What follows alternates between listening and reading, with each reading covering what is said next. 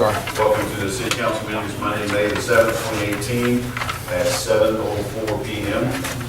Ms. Derry, would you call the roll, please? Casey Brown. Here. Lee Johnson is absent.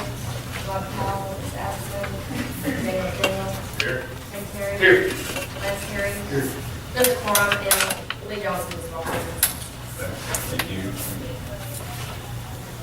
If you would rise, please, we will begin our meeting with a prayer from Advent Community Bible Church, Plain Forks, and followed by our pledge of allegiance by Chief Will Dawson. All right, let's pray. God, we thank you for an opportunity together.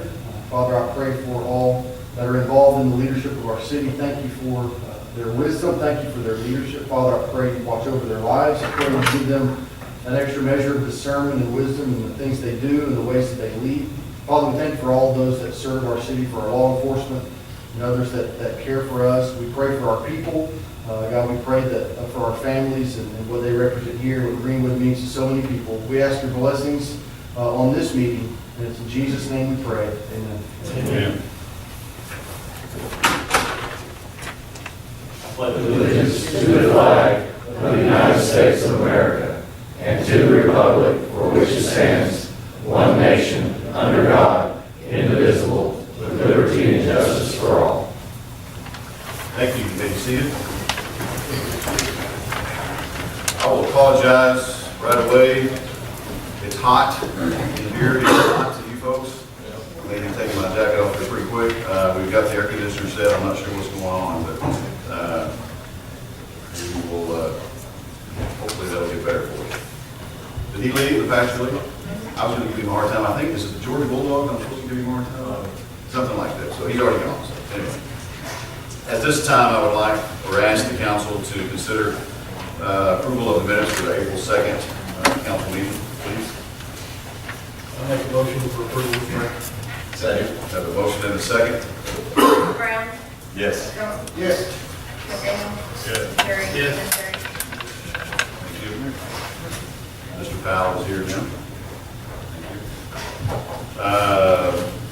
No mileage to report, but again, just a thank you to the council for supplying us with the city car. I know made it available to all department heads, and I think, yes, sir, Don Oliver, I think, used it this past week, so it's very nice to be able to have that for our trips.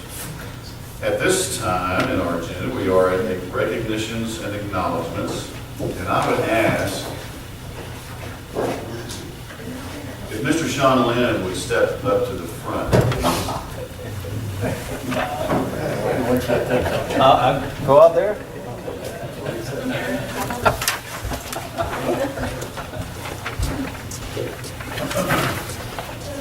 Let me move this so they can see you. Oh, I'm kidding. I'm joking.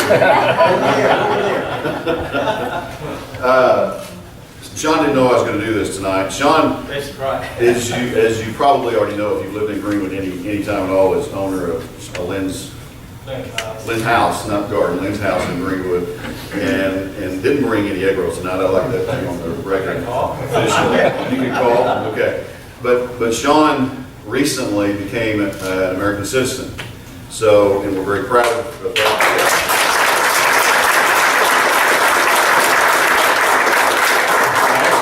A little earlier, I did not get to attend that. I wanted to. I know Mr. Bell went and had another meeting to go to, and I would have loved to have been there. I asked Sean if there was a test, and he said 100 questions, and I said it's a good thing I don't have to take it because I would not probably. I'm going to take a whole month. So I have a proclamation for you, sir, and if you will bear with me while I read this. On behalf of the people of Greenwood, the city of Greenwood, by his honor, Mayor Doug Kinslow, to publicly recognize Sean Lynn. Whereas America is more than a piece of land, it's an idea, a place where we can contribute our talents, fulfill our ambitions, and be a part of something bigger than ourselves. As a nation of immigrants, our legacy is rooted in the diverse contributions that we, the people, offer to make America great. And whereas a lifelong Greenwood local citizen, Lynn House Chinese restaurant owner, and community volunteer, Sean Lynn has been to become an American citizen, something that many may take for granted. After having entered America in 1992, Mr. Lynn earned his citizenship on March the 28th, 2018, and he joins his wife Angela, son Ethan Eason, and daughter Cheryl in securing their inalienable, and that's a tough word, inalienable right of building America's citizenship. And whereas the Greenwood community stands to honor Mr. Lynn for his milestone achievement and also extends a hand of thanks for his many contributions over the years to the local community as he has volunteered on the A&P Commission, the Economic Development Commission, and membership in the Greenwood Chamber of Commerce. Now therefore I, Doug Kinslow, Mayor of Greenwood, Arkansas, do hereby proclaim May the 7th, 2018 to be Sean Lynn Day.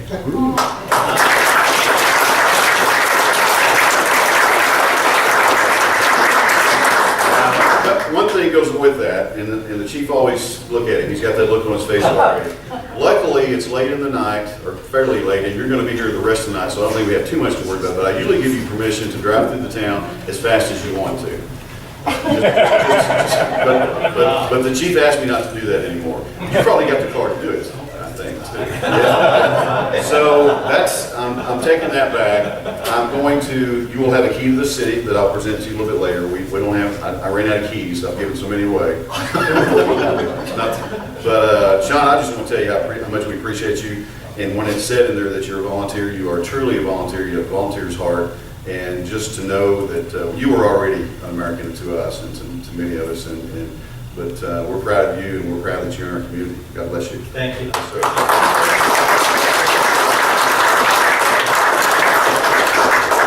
You're welcome. Thank you. And when I get that key, it really doesn't open anything.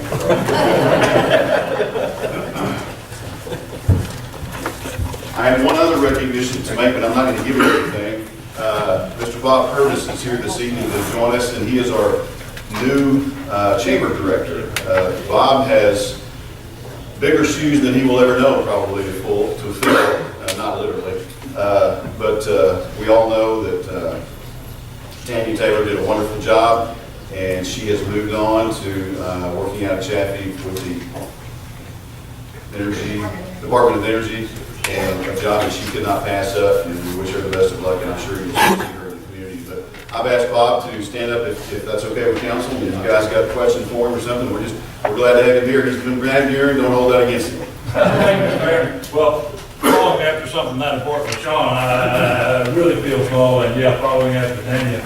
I told the mayor, eventually, the last couple of places I went, the predecessor left a couple of little messages. It was easy going to be a hero. Following the success we've seen here, I've got my work cut out. I got to meet some of you folks. I do have qualifications to be in Greenwood. I have 4 grandchildren that live here. So I've been a Bulldog supporter, I've been to lots of games and lots of things for the last 16 years. It's a wonderful town, it's a wonderful opportunity. I'm just tickled to death to be a part of a growing town, a growing chamber of commerce. And visiting with our board members, we're determined to be more and more a factor in the economic growth of this community. We want to be involved in generating businesses and jobs and residents. We want to partner with you all. I want to personally be involved with any and everything the city is doing that I might can help with, or further confuse, whichever you choose. I won't take any of your time. I thank you. If there's anything I can answer to you all now or later, please call me at any time. Thank you. Thank you. Working with you, I know we've got some mind talks along the same way. That's kind of dangerous for most people. Appreciate you being here. One other thing to mention, I want to kind of do a little commercial if I can for it's called the Oneness Home Peace Run that will be coming through Greenwood tomorrow. We'll be on the square. It's I'm not sure how many runners are involved with this. Basically, what I know is that they promote peace and oneness and good stuff. It's a global harmony type issue, and they're going to be running through the city. I believe they have a peace torch. So I've been invited to come to the square and meet them, and Bob, if you can join us, I believe it's at 2:30. I'll make sure of that, and we'll do a proclamation for those folks. And in fact, I'm going to ask Ms. Charlotte to sign that as we speak. But if you're in town, that might be something kind of neat, and we'll get to visit those folks. And it's actually global, as I said, but the route is, you can go to their website and look at the route, and they're making a loop through the United States, so it's a pretty neat thing. Okay, I believe that's all I have in that. Committee reports, we'll move on to that. South Sebastian County. Oh, I'm sorry, I'm going to do this real quick. I see Matt Pitch in the back. with us again tonight. Now, I know you're shaking your head, but I'm going to do it anyways. Matt's here, he's running for state senator, state representative now, he's running for state senator. Do we have anybody else in the room running for office? There's been no official announcement, so I'll kind of do it for Ms. Darius. Please run for office. Will be running, I'm sorry. Oh, yeah, that guy. Sorry. Charlotte will be running again, and Lee Johnson, well, he's not really running. He's our state representative-elect, so he's in there. So congratulations to you, sir. And we look forward to, I told your mother, I'll just tell everybody here, I told your mother the other night at the other day at a restaurant, that we need to clone you. We definitely want you in state representation, but we also would love to have you still here, so. I'm not leaving just yet. I know. So, anyway, thank you for that. South Stretch County Boys and Girls Club, I don't think I see Kenny anywhere tonight. And you already have, I believe you have, don't have a report from him. If you have any questions, let me know. We'll get those to Kenny. No report from Miss Lisa tonight. Again, same goes. If you have any questions or concerns, let me know. Parks Commission, I know Ms. Bell's here. If you have any questions for her, we have a report in the packet. MAHD Construction, Michael is not here this evening. I'll give you a quick update on the construction of our gateway sign. It is finished as far as everything but the lettering of Greenwood on it, and then the insignia or the logo will be placed on there too. I told Michael, I said, do not leave me hanging, do not have me have a sign there that says nothing on it for months, because I know I'll hear it. So we're working on that, and we're supposed to be getting that ready for us. But I thank the street department for going out and cleaning up, removing the extra dirt. It's a beautiful sign, looking forward to it. And I know you have some questions on electricity, and I'll answer that later. But we're working on that too. Water Wastewater Commission, Mr. Radley called me this afternoon and was not feeling well, having some issues, and said he fully intended to come and he could not make it tonight. So I don't know if anybody's here, then anything in the waste department. Okay. I don't have any comments. If you have any questions, we'll be glad to answer. Okay. Moving on to the citizen forum, we have 3 folks that have signed up this evening. And I'll call you up, and if you would just come to the microphone, state your name, even though I'll call you up, state your name and address, and you have 3 minutes to visit with council. Mr. Josh Niles. Josh Niles, 313 Ware Road, Greenwood, Arkansas. Just want to talk about 2 things this evening. Number 1, reference to ordinance 1804, section 4L, says no permit will be established less than 1,000 feet. If we all know the church and all that kind of good stuff. Also want to reference ordinance 124, which is back to 2001. The city of Greenwood was a little bit more conservative back then. I would like to reference section 5. The ordinance is establishing standards for the regulation of oriented business for sexual purposes. Section 5, location restrictions. A sexual oriented business may not be operated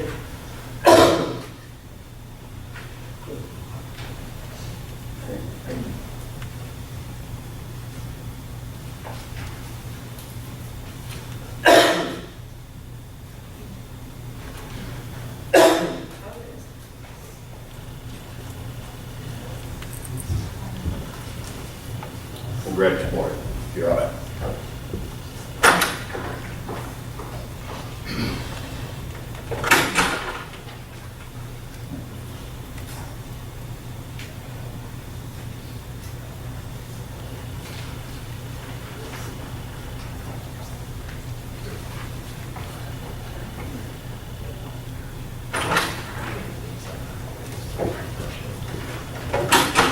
Sorry, I ran over here from my kids' home, sir. I'm sorry. You want to take a minute? I'll just sit here if that's okay. I'll bring somebody up, and if you want to do that. That'd be great. Okay. I'm sorry. No, that's fine. We'll go with the next folks on the list, Roy and Martha Moss. Please come up. Out here. Oh, there it is.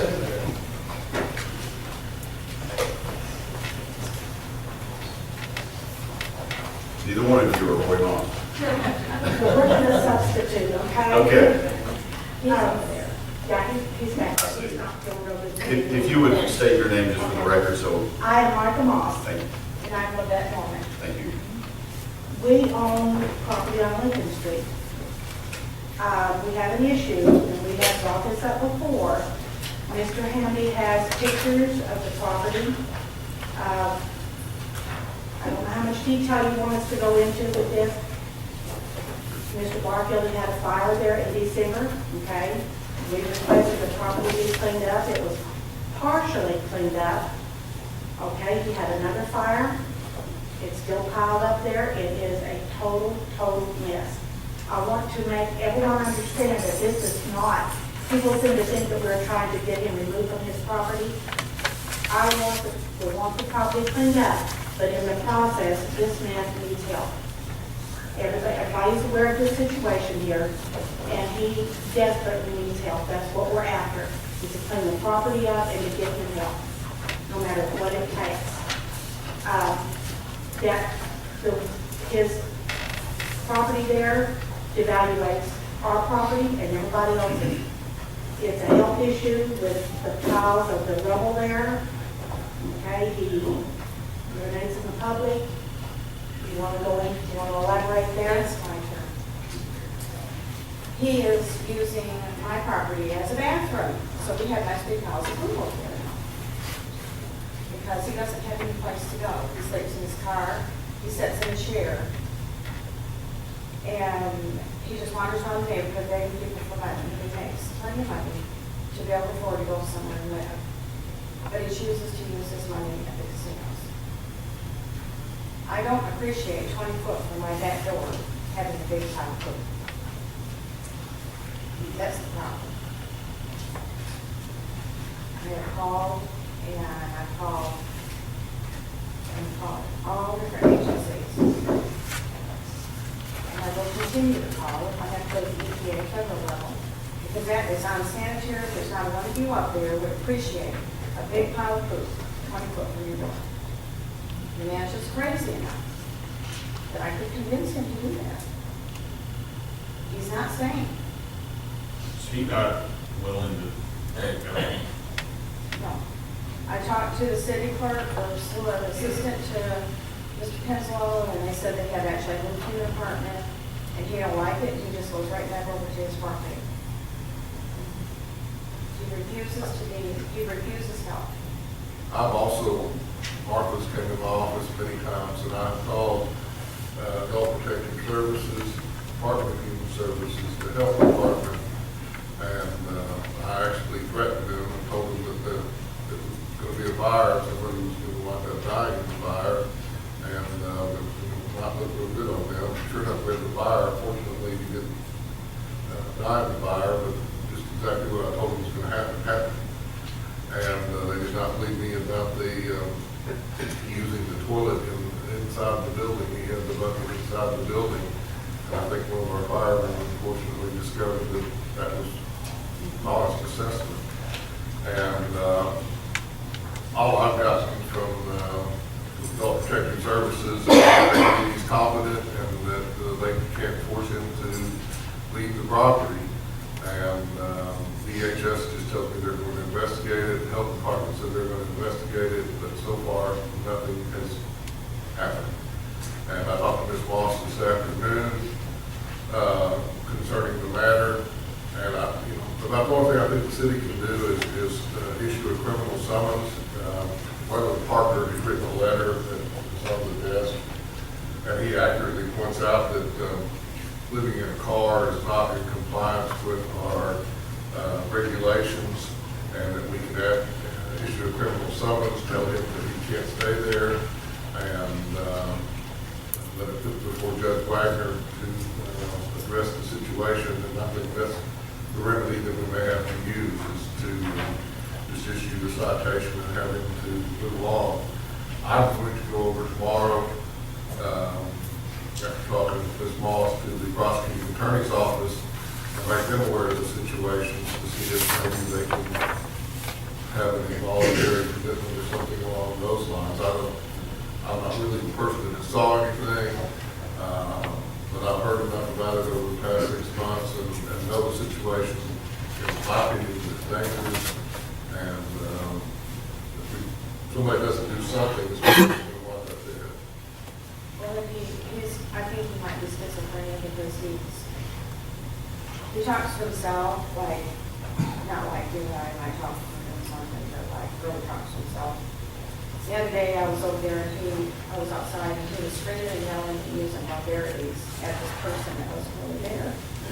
And accusing them of burning the house down. So he does have problems in that house. This goes on all the time, day and night. And I was up every morning at 4 o'clock. I heard something outside, and I went to see. Stepped to the window. I couldn't see him, but I could hear him sitting out there in the chair underneath the tree, 4 o'clock in the morning, screaming and yelling and ranting.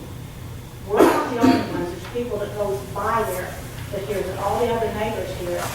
I was at Walmart the other day, and there was 5 people stopped me and asked me about this man because they know where I live and know where he lives. And they asked me what was going to be done about it. I said, you tell me. I said, we have fought it and fought it and fought it. And I said, I don't know what else to do. But I will tell you this. I spoke with a lady out of Little Rock last week, and she was with the Adult Protection Services. She said they had an open file on this man. And she told me that there is a way to give this man help. But this is not my place to do this. He has family. He's got 4 sisters and a son in this area. They will not help him anymore. They washed their hands of him because he threatens to kill them if they don't give him money to go to the casino.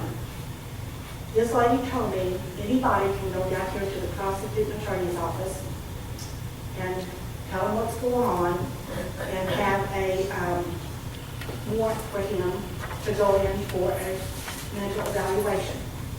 3 to 5 days is what they'll hold him and evaluate him mentally. She said, we know what's going on, but we have to have the right paperwork to have this done. I don't feel like it's my place to do this, okay? I think since he has family that will not step in, that this is something that should be on the executive end of the city here. Doug, you know what he's like. You've seen, all these others have seen. Daniel, your mother just lives right up the street from him. Yes, you have. All these others have. It's time that something was done. If this had been taken care of, in the letter and the ordinance there from Mr. Parker, this should have been done several years ago, because when his property was condemned, there was 90 days for that to be taken care of. From what I've heard, they did condemn his property about 2 years ago. Nothing has been done. And I don't want to say this to be ugly, but this is the way we see it, and a lot of other people. It's just everybody wants to turn their head and act like this doesn't exist. This does exist. This is a community eyesore. It is a health issue, and it is a issue to save a man's life. The man has got to have help. But the bottom line, the reason I'm here tonight is because I want to see the property cleaned up and get him help. It's not to get him evicted from his property. It's to get him help and to get that property cleaned up.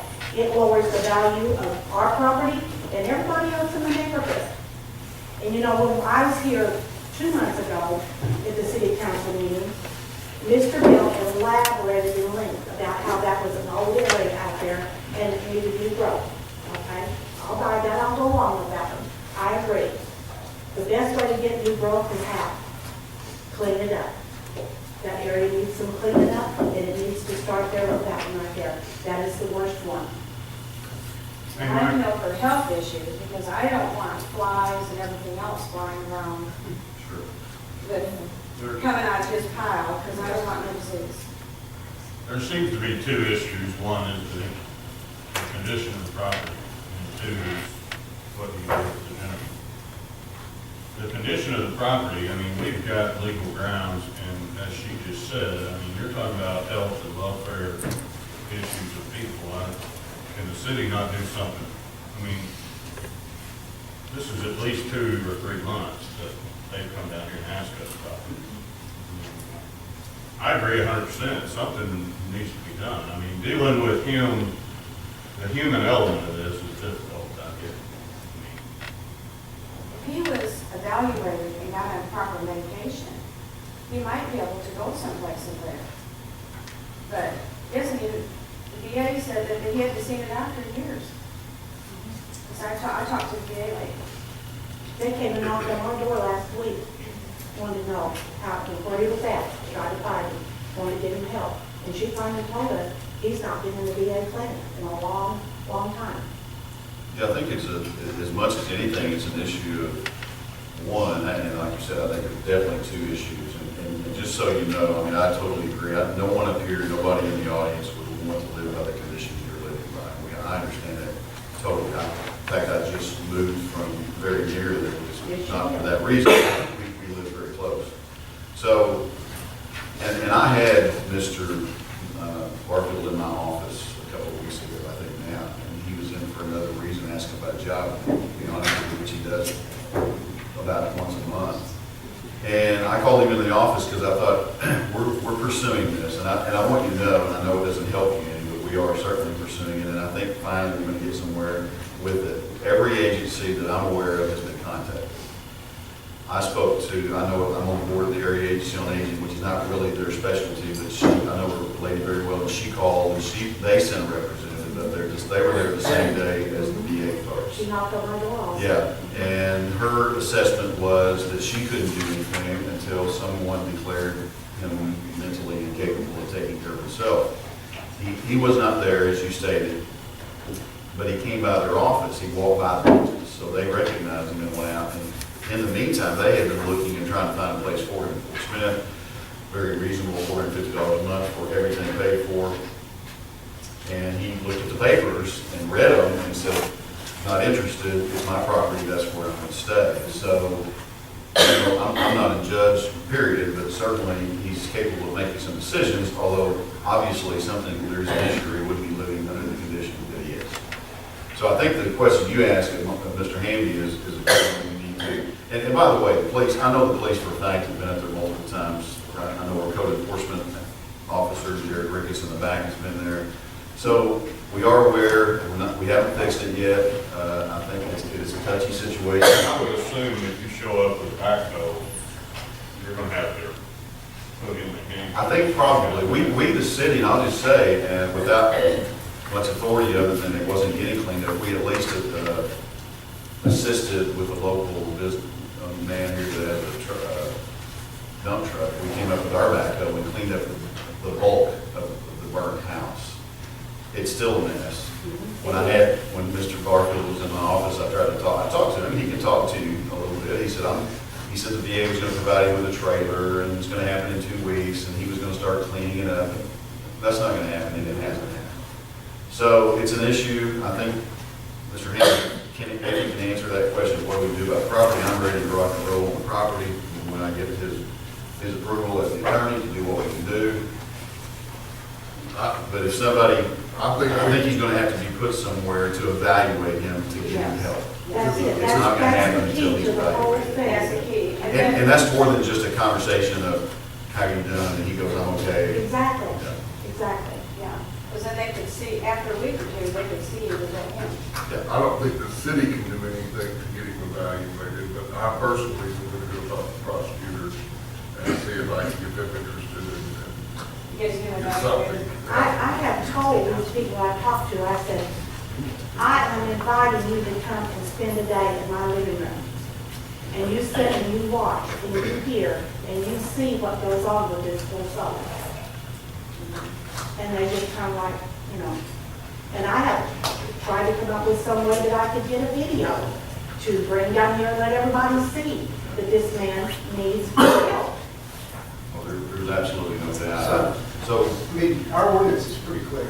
I know, I but mean, from the standpoint of what we can do as a city, I mean, we can't go, yeah, I mean, we can't go out and commit the guy. That's not the role of the city. Right. But the city certainly, I mean, if you read our ordinance, I mean, there's certainly a pathway here for us to remove him from the dwelling place. And we ought to institute, we ought to enforce our ordinance. well, and I would agree with that. I've read it backwards and upside down, trying to make sure that I know what I'm looking at. And removing him, and I'm just gonna be the devil's advocate, removing him from the property, what does that mean? Does that mean the city, we send the police? Well, I think you go and you tell him, look, you need to leave the property. If he doesn't, then at that point, law enforcement gets involved, because at that point, you're obstructing justice. And, you know, sometimes, y'all know, working in the emergency room, we see this all the time. People bring me people like him all the time. And sometimes you can do something and sometimes you can't. And the most difficult situation is when the person doesn't want help. And they don't have someone there who's a family member to advocate for them and to be willing to give them against their will if that's what they need. So getting a court order committed is not an easy thing. And sometimes law enforcement gets involved with that. It can be a very challenging situation. This is going to be a challenging situation that our job as the city ought to be to say this is an unfit dwelling place. And then evict him from the premises. And if he's not going to be reasonable to leave based on our laws, then how long am I? That seems like the straightforward. There's issues, I'm sorry. When he told me that the VA was gonna provide him a trailer, my issue the day I was talking to him was not to really question. I mean, I just wanted to visit with him and let him know that we're looking into his situation and he needed help. And because I thought later when we make a decision to move on, I wanted to know that I had at least spoke to him. I did not tell him this, but we have certainly as many ordinances against trailers and no. And another shed, because he was. No, absolutely not. Well, I mean, he said he was gonna go to the rent of the own place Yeah. and bring a shed in. Yeah, no, we wouldn't, I say this because it sounds kind of after the thought now, that couldn't happen. You know, that he could bring a shed in or somebody could bring one in. But because it's the same thing, it's not gonna have plumbing, it's not gonna have water. Oh, exactly. Yeah, so as the car doesn't either. In fact, I went by one day and no car was there and I thought, well, I didn't know what He's at happened. the casino, he gets his check. So he does drive that car? He does. And he's illegal. Yes, he gets his check. I didn't know he And when he drove. gets his check, he gets somebody to come over up and jump the car, and he suckers him into putting gas in it, but he's gone. He leaves late afternoon, comes back in, wee hours of the morning. I imagine him a lot. Yeah. And then he sits there till late in the afternoon, about 3 days worth, and he's wrong, yeah. I mean, we have seen this go on for years. I mean, we have been there 50 years, he's been there probably 30. And his answer really quick is he told me that in there too. He's very proud that he owns that property. And I told him, I said, I realize you do, and that's something to be proud of, to own that. But So Doug, have we done this under secondary enforcement? we have done everything, I We think. done, so it says, if we're reading it right, you gotta get a petition or, so enforcement section 9, subsection 1A. There's lists, whenever petition is filed by a member housing inspector or public authority, or by at least 5 residents of the city charging any dwelling is unfit, or whenever it appears to the inspector upon inspection, so has our building inspector been out there and looked at that? Yes. It appears to him that it is Well, unfit. there's no building. I understand that, I'm just making the But point. he did So- that while there was a building. So, and then it says, public hearing will be held before the inspector. We had a public hearing, so issue and cause to be served, the owner's party such dwelling, stated charge containing notice for public hearing will be held before the inspector at a place therein fixed, not less than 10 or more than 30 days of service complaint. Have we? We have not. So that would be I'm not the trying next- to throw Mr. Hamby on the bus at all, truly not, but we just asked Mr. Hamby's advice and follow through with what we need to do, so. So is this, do you need a motion for us to do that? You can have a public hearing. I think we can just issue a citation, put on summons, that he's not in compliance with that ordinance. So we don't have to go through the process. So we'll have to go through that process and let him appear before the judge and determine if he's in compliance. Well, but as far as, the inspector can, He has the right to appeal that if you go by this strictly. If you go like that, it's going to be a long, drawn-out process, and I think the quicker way to do it is just issue a criminal summons for violating that ordinance, okay? and have the police department tell him that he's not. You think we have grounds to do that? Subsection 2, leave right there below what you were just In reading. personam remedy? Yes. Is that where we're at? Yes. So when we Well, get city to council 7 on shall- new business, we can do that? Yes. It's actually not said. Well, you don't have to do that. I mean, that would just be, code enforcement come out, issue the citation, law enforcement tell him that he can't stay there and move on. Do you need a motion from us to do that, or? But he's not, let me just jump in though, he's not gonna just move on when they tell him. Well, that happens all the time in law enforcement. All the time they show up and people don't want to do what they want them to do. I'm just quite sure the chief and his people are prepared for that eventuality. I guess I'm comparing this to the next step, if he's arrested and how long does he, if he says, I can't post bail or whatever, how long would he stay in jail? He's not going to be arrested, he's going to be issued a criminal summons to appear in court. Well, but if he doesn't leave his property and raise the commotion, which is what Doug's concerned about, then not leave. Then we're going to have to come up with alternative options there, so I don't have a good answer to that at this point. I'm going to, go in the morning, try to get an involuntary commitment. I can promise you that the prosecutor's office is going to do that, but I don't have the power to do that. That doesn't really, we're assuming that that doesn't really fix the problem, because he gets committed for 3 to 5 days, evaluated, and then he gets let go. And he wants to go back here. So that's what I was saying. That's actually happening already. So I mean, that doesn't, just keeping committed doesn't fix the problem, you're trusting the system. Summons isn't gonna fix the problem. I mean, he's gonna have probably 30 days. It's probably scheduled on Monday. So you're gonna have to give him, oh, is that quick? Oh, we can schedule a court date. Yeah. Oh, okay. Last week, when the lady from the Veterans Administration came, she was blown away by what was going on there. She couldn't believe that it had went on this long. And she told me that she was going to get with somebody that she had worked with quite a bit from the adult detention services. She said, it is apparent that this man has got psychological problems. I have her card, and she said she was going to get with this other person. She didn't give me a name, but she said, I am going to do my very, very best to get him picked up and taken in for evaluation. She said, once we get him there, we get him evaluated, we can hold him, and then we can get him back on his meds and get him straightened out and get him back into a decent life. So I'm just relating to you what has been told to me. And that's ideally what should happen, and it should have already happened, and I'm frustrated that it hasn't. We are I've been doing this for 30 years, and I've never seen such a situation that they've just not taken any action. Yes. And I was trying to threaten them, but they're not scared of me evidently, so. The difficult part is that there's lots of help out there if he voluntarily accepts it. The fact that he's involuntarily, wanting to, that's where we're at this, So it sounds like Mr. Hamby may, or is going to call tomorrow and check on that part of it, is that right?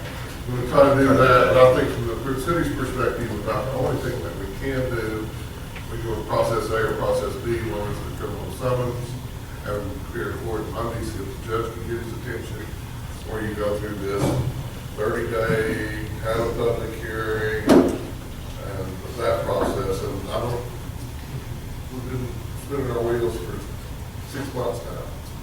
And so we can use that avenue, but my personal opinion is the criminal summons citation would appear to be the best avenue. And I'll continue to do what I have been trying to do for the last 6 months. And really, adult protective services are the ones that are equipped to deal with that, not the city of Greenwood. And but I'll do everything in my power to try to do that. And from our city perspective, I think the only thing we can do is the criminal summons. And I would encourage somebody to go get the criminal summons tomorrow, explain to him that he's going to have to go before the judge, he cannot stay here, and maybe the judge reinforcing that he cannot stay here. You don't need any action from us for. No action, no. And so if you give him a criminal summons and he just doesn't show up, it'd be highly likely, right? There would be a failure to appear before you. And, I mean, one day there'd just be an arraignment day, so he goes and he probably pleads not guilty, it's 30 days more. Right, it's not something you're gonna snap your fingers and get done. What is that ordinance number in section 60-07? So Yeah, I have a copy of it here, Will. to answer your question on the property, And I know that's an issue, and obviously one hinges on the other one. I'm prepared as the mayor, with council's blessing, whatever, to send our people up and clean up completely, not just what we did earlier, but to get it taken care of. And because we have ordinances also that allows that to happen, and then we put it through our attorney a lien on the property. Our goal is to not gain any property that way, but certainly in order to get cleaned up. This Because lady would be glad to buy the property from him. if it's cleaned up. Well, no. Oh, Yeah, we want to buy it. You know, we wanted 42,000 for it. Right. Yeah. So, He still won't now, it's for now, he only wants 40. oh, there you go. And So, has his property taxes I up to haven't date? looked at that. They are, because I had that checked into. He has the Homestead Act, and the taxes are less than what the Homestead Act is. So, you know, there's, you know, but I had that checked into. I guess what I'm saying is that is a, I guess, promise or at least a commitment to clean it. Once Mr. Barfield is taken care of, and I mean that genuinely, not sarcastically, that we find something for him and find a safe place for him, that the city, with council approval and permission to move and clean the property up, once that's done. So you can keep it mowed if it's cleaned out. We Yeah, can all oh, right yeah, now. right, oh, no, I know, I went by after we did our initial hauling off, and Yes. it's better, but it's not. Well, and it was out there before when they come up there and scooped all of that piles out there by the road. There was people out there digging through it, scrap ups, you know, getting metal, getting wire. And I'm thinking, you know, this is not helping the situation. What I am asking of you guys, everybody here, look at that as if that was your neighborhood. If you had to open up your door every day and look at that, how would you feel? Angry. You know, I think everybody's, did you have something on this, or, I mean, I know you've been up there a few times and witnessed the same thing that they're talking about and we're talking about, and, I mean, I have nothing further than what's already been said, Okay. other than what the ordinance reads, with 1601, and also 16-07, talks about the dilapidated buildings, so on and so forth, and the steps to go through, we're being said about the hearing, 30 days, so on and so forth. okay.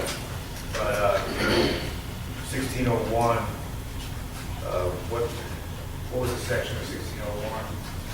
I think it's like section 1A.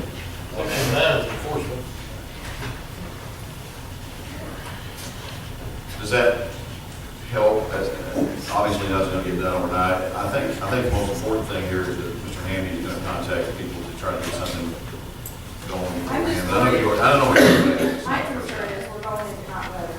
That's my Absolutely. concern. Yeah. So he was sitting out there today, it was a long day, in a folding chair, standard folding chair, under that tree, no shade, what was the point of it, you know? I can only imagine. I mean, You know, he goes, gets water wherever he can. And I don't care, he can monitor, because he don't, it's not in the proper manner. which side of this are you I on? ran up the corner, Oh, okay. yeah, the White House. I mean, I don't care if he gets water, it's no big deal. If he sneaks over there and gets it, I don't say nothing, because I'm not in the problem. Right.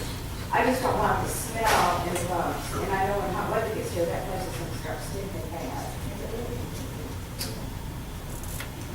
Okay. Thank you very much. Well- You are on the agenda already, and I'm not trying to discourage Yes, you I know, right here, yeah. so we'll need to wait till we get to your other item, your other issue. No, No. just Oh. one for tonight, I'm sorry? just the one. Oh, for okay. tonight. I got the two Oh, okay, we had issues. two on, okay. Yeah, That's the two that I'm yeah, going to draw. Okay. we're Okay, gonna play on that. one. okay. But number 7 on our agenda is what we just discussed, basically. Right. Okay. I wasn't sure about that, and I asked Mike, and he said, before we were down there, he said to get on the list, and then I'll take this consent. Okay. Okay, and I just want to say thank you to each and every one of you. I hope we can get this issue resolved.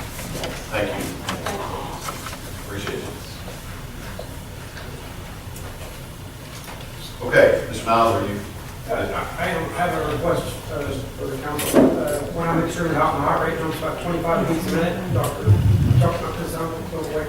So if it's okay if I stay seated, it's extremely hot in here. Okay? Okay. So I don't want to take your time, but needless to say, the ordinance from 18 is 1,000 feet, and then the triple X ordinance for 01 says 500 feet. I just think that one of them probably should be changed either way. You know, we don't need one at 500, one at 1,000, especially, you know, one's sexual, triple X store, one's alcohol. So that's whatever decision y'all like to make. Also, what I really wanted to talk to you about is the case law in reference to this. Out of Boone County, when the council denied a local alcohol permit, the state granted it. And Bergen City Council had earlier this year passed an ordinance that no alcohol can be sold within 1,000 feet of the church or school. ABC director at the time, Michael Langley, I'm not sure if he's still the director, in the past explained that the ABC board will listen to specific protests to a permit that it doesn't consider local ordinances. He has said the state sets regulated concerning distances from schools and churches and alcohol sales. State law prohibits liquor stores within 1,000 feet of the church or school, that they are not proximity prohibition for sale of any beer or wine.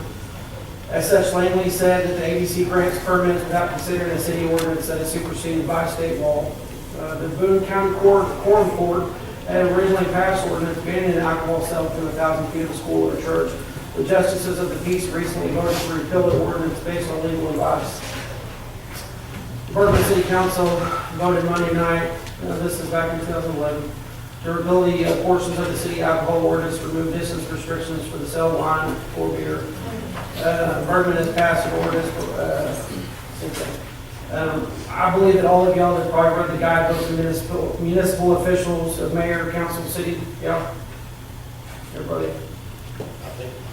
It's the guidebook for municipal officials, of mayor, council, cities. Just basically tells you about the rules of the city council and ordinances. The first rule, ordinance must be reasonable. Number 2, they must not be oppressive. Number 3, they must not be discriminating or partial. Number 4, they must not unduly restrain lawful trade. Number 5, they must not violate civil rights. Number 6, they must not be ambiguous. I believe that you violated a few of these personally. I believe that you violated the ordinance must not be reasonable. The city council does not have the right by state law to actually put a distance requirement from a church. In addition, I believe that you violated discrimination and partial, the partial being the distance requirement.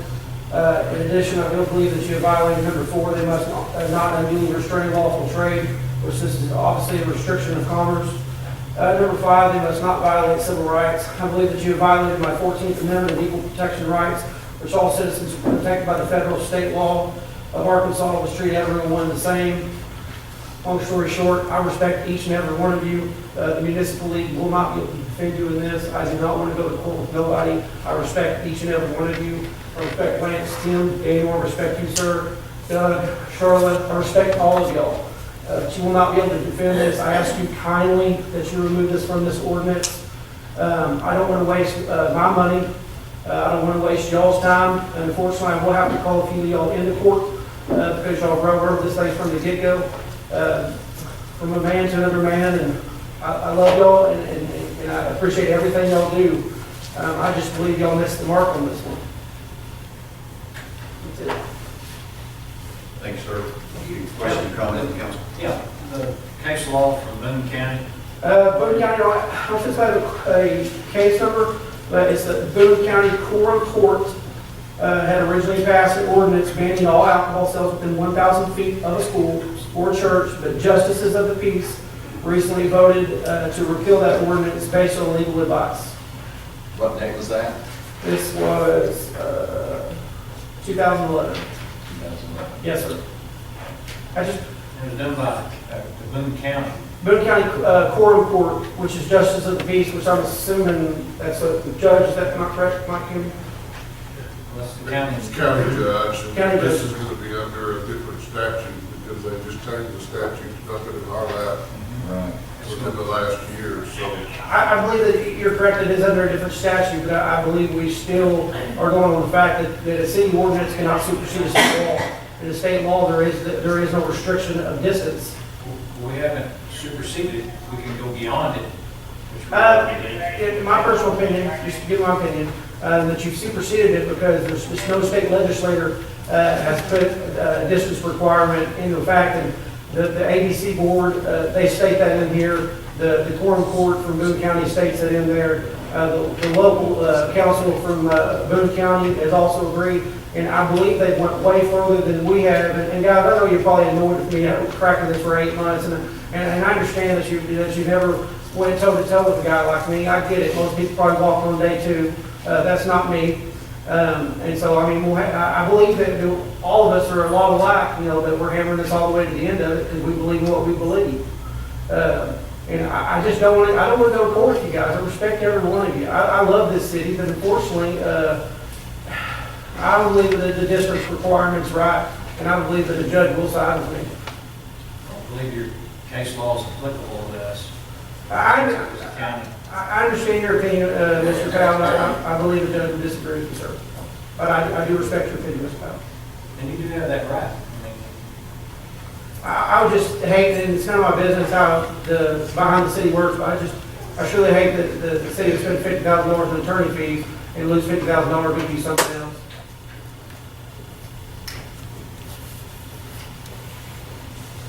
You made reference to the municipal league again. When I started down this path, that's who I consulted.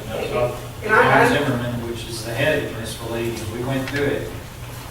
What I encourage Mr. Powell, you to do is maybe go back to Mr. Zimmerman and go back 6 years and see why these guys did this. There's a reason they did this, because I promise you that just as much as y'all want this thing 1,000 feet, those guys did too. And it was all 7 of them. I mean, there was a couple of yays here, okay? It was all 7 of them did not want it. I mean, we're talking about Boone County. I mean, that's just as conservative as I say the Greenwood is. And there was a reason they did it. And I believe that we should do our due diligence and find out why, at least on the city's behalf, because I would gladly give you 30 days to do that due diligence, and next month just let me know what you want to do. And if you want to stick to your guns and ride the ordinance out, then I understand, and I'll do what I have to do. I'd gladly give you 30 days to do that due diligence. I'm sticking to my guns. I understand, Mr. Powell. I understand. Anything else, Councilman? Thank you, sir. Thank you. Appreciate it. Bless us. Thank you. Mr. Dan Glad. And obviously, we'll be flexible in 3 minutes. I'll try to stay. It'd be a little unfair if my name's Dan Bradman, I live at 141 Norwood. And what I'd like to talk to you about is the blasting ordinance. You have a copy of the ordinance in front of you. This was enacted in January 2000. So, and the reason we're bringing this up is because there's a proposed housing development plan for the space between our property on Norwood and Maple. Part of that is the installation of a water tank, which is just a couple hundred feet from our property. Anyway, so let me just draw your attention to about 2/3 of the way down, section 1, it says, "This ordinance is set forth so as to safeguard the right, health, public welfare of citizens." If you like that, that's a good thing. Local authority is granted to the mayor of his designee. Most of this is pulled straight out of the state ordinance for surface mining. And Evan, did you give them both copies? Yeah. So you have also before you the latest federal regulations on surface mining. That was enacted last November. So anyway, let's go on to section 4 of the city ordinance.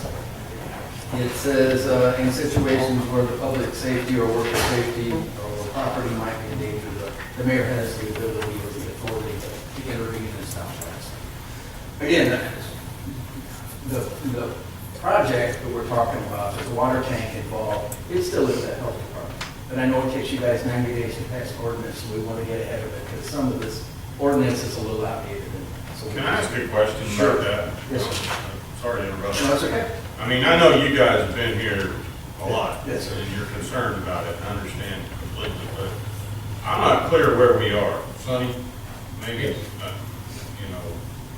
there was a discussion years ago, the guy from California was gonna build up there, the residents didn't like the idea of the water tank. Is somebody saying we're gonna blast, is somebody, I mean, No, not really.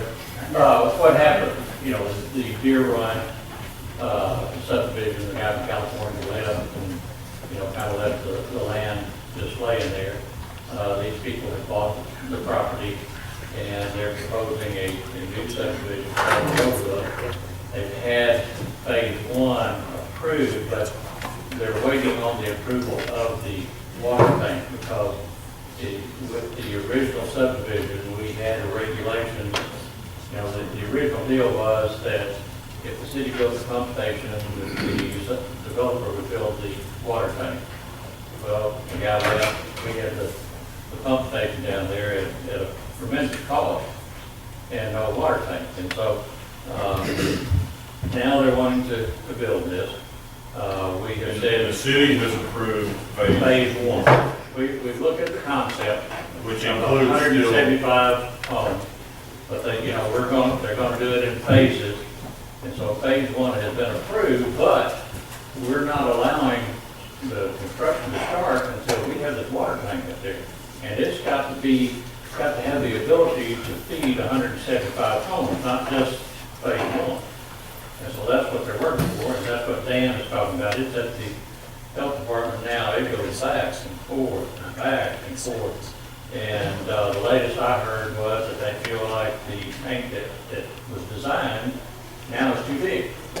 Because of the slow rate of turnover in the water, that it would create a chemical imbalance. That now is back in the engineer's hand to argue that point one way or the other. Stuart and Tim can address this, that we're concerned about fire flow. Not only does it have to provide water for the home, but it's got to provide fire flow in case the home out there catches on fire. So, and the way I remember that from the first guy, the tank being there would improve fire flow for the current hill addition. It could. Is that right? Well, it could if we give them access. We would have to cut an access between Dan's house, and he says he doesn't want them to do that. So it will not help them with fire flow. I think it will help them with pressure. Is that The pressure is adequate, but just not. okay? So the pressure would stay the same, but it wouldn't increase fire flow. And there's some other things along there. If you get further down the road there, the pipe gets smaller and smaller and smaller and things like that. So again, we're at a holding point until we get a water tank approved by the health department, by Tim Posey. Nothing's going to happen. Why was phase one approved? Do what? Why was phase one approved of the subdivision? Well, it should have been approved until the health department gave approval for the well, tank should have been approved. It's approved with the caveat of when this tank is approved, then it is approved. I mean, we looked at it, we looked at the construction, we looked at the streets, this, that, and the other. We talked about that here. That's that's one thing for us, we discussed, and I remember us having the specific point of, I will approve this phase, but nobody can break ground until the water tank's. Yeah. And, and Dan's point is the blasting. They're concerned about the blasting up there, which is, it would bother me, it would concern me too. But as you've seen in this ordinance, it's done by state regulation. This won't be the first rodeo up there. When they built Maple Ridge Heights and all that, they blasted. People didn't even know they blasted. The normal, when Kathy's going full blast out there, will shake the ground more than what you would use if you use, dynamite or whatever they use for the water lines. It's not an explosion. It just breaks up the rock. You guys have been around construction, you've seen that, like I said, it just cracks the rock, so that then they can go in there and dig it out. It's not like they're pulling up a bomb. But, so, the ordinance that you've got there, addresses that. But at this point, we don't know that it's necessary. You know, they might go in there with a trencher and do all the work of the trencher.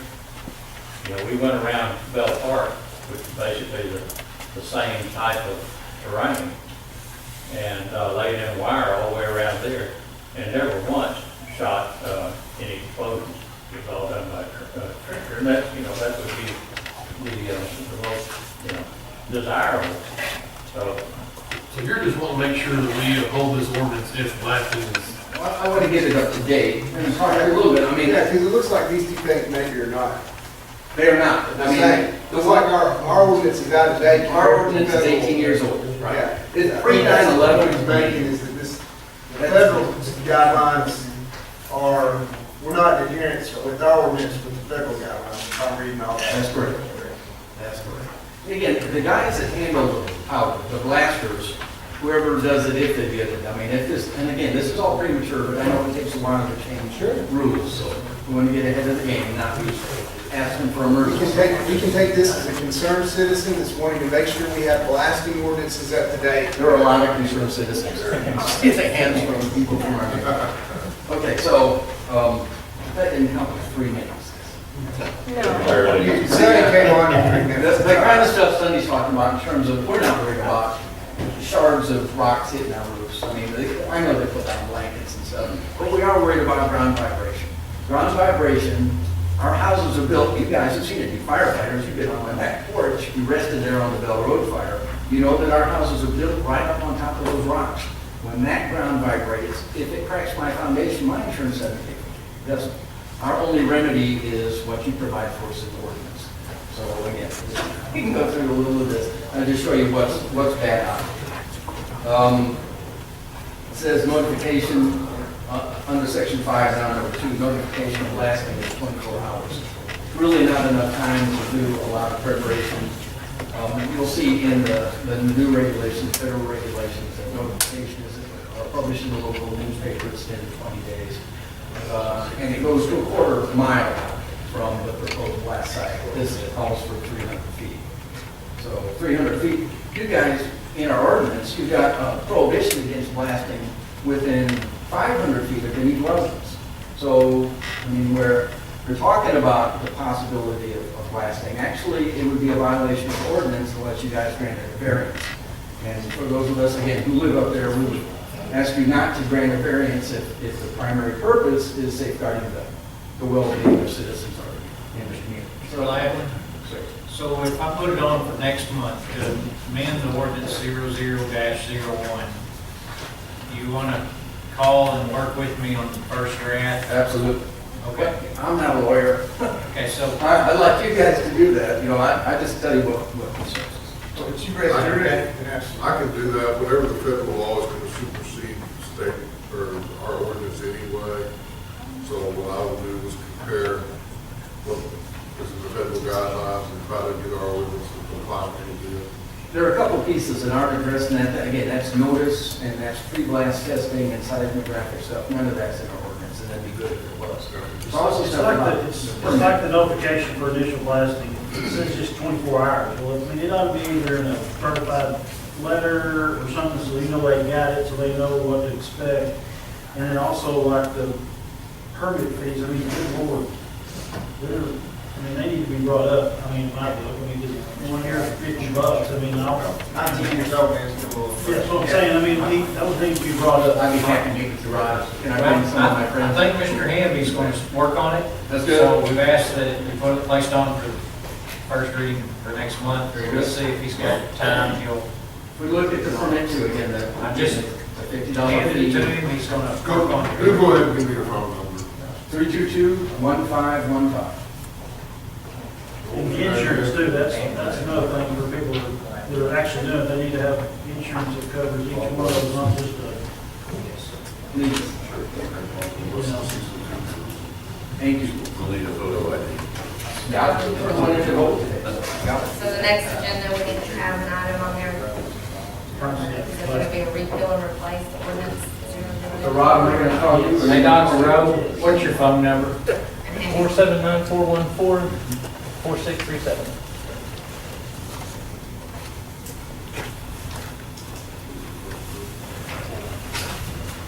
sir. Thank you.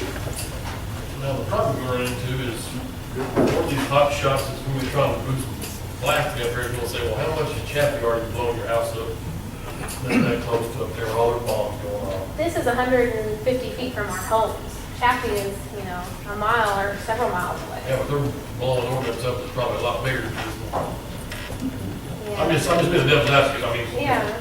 If I was gonna go up there and blast, I'd say, well, I didn't see a shot of your foundation. Well, that's why we need the notice, is because we have to have an inspector come out and video our home. That's why 24 hours is not enough time. Oh, no, You right. read that, there are provisions in there for pre-blast inspections of structures within a quarter mile of the blast site, so that you can see the conditions prior to and then afterwards, so if there are changes, and you have a remedy.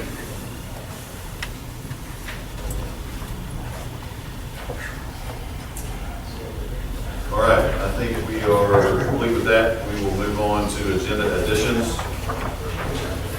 And I typically like to give good news, but not any, but the good news, the bad news is there are some. Or one, I believe, correct? Agenda additions, Wapi, correct? Resolution to amend the budget for the law office to be. Yes. To be added as number 12. Number 12. The good news is we will have 7 that we will skip because we've already just had that discussion with the Lawsons earlier. You say you're gonna strike Better eight. news, number 8. I mean 8, I'm sorry. Both. Oh, both, yes, that's correct. That's even better than, thank you. So 2 for 1. Number 8 is being removed. And 7 we've already addressed. Okay. Old business planning department. Ordinance to regulate parking of RVs in residential streets for free. Mayor, Council, Mr. First of all, I'd like to say Mr. Marshall, like he's working under handicap tonight. I was hoping somebody would bring that, Budget cuts. bless his heart. The ordinance that is the one that we talked about last week with the parking of the RVs in residential streets. We tabled it last month to have time to read and see if that's something that we want to pursue. Here tonight to find out if you want to pursue it. What is our intent? And what are we trying to stop? To stop the RVs from being parked on the street in front yards, side yards, people living in them for a long period of time. Basically, if you go out to Greenwood and look around there, you'll see a tremendous amount of RVs out there that have been sitting in the side yard long enough that the grass has grown up to underneath it. There was one on Ridgecrest that somebody lived in it for 2 or 3 months or something like that. It's questionable. Would I want to live next door to somebody that had their RV there with the air conditioning going and water and sewer looked good? And I don't think so.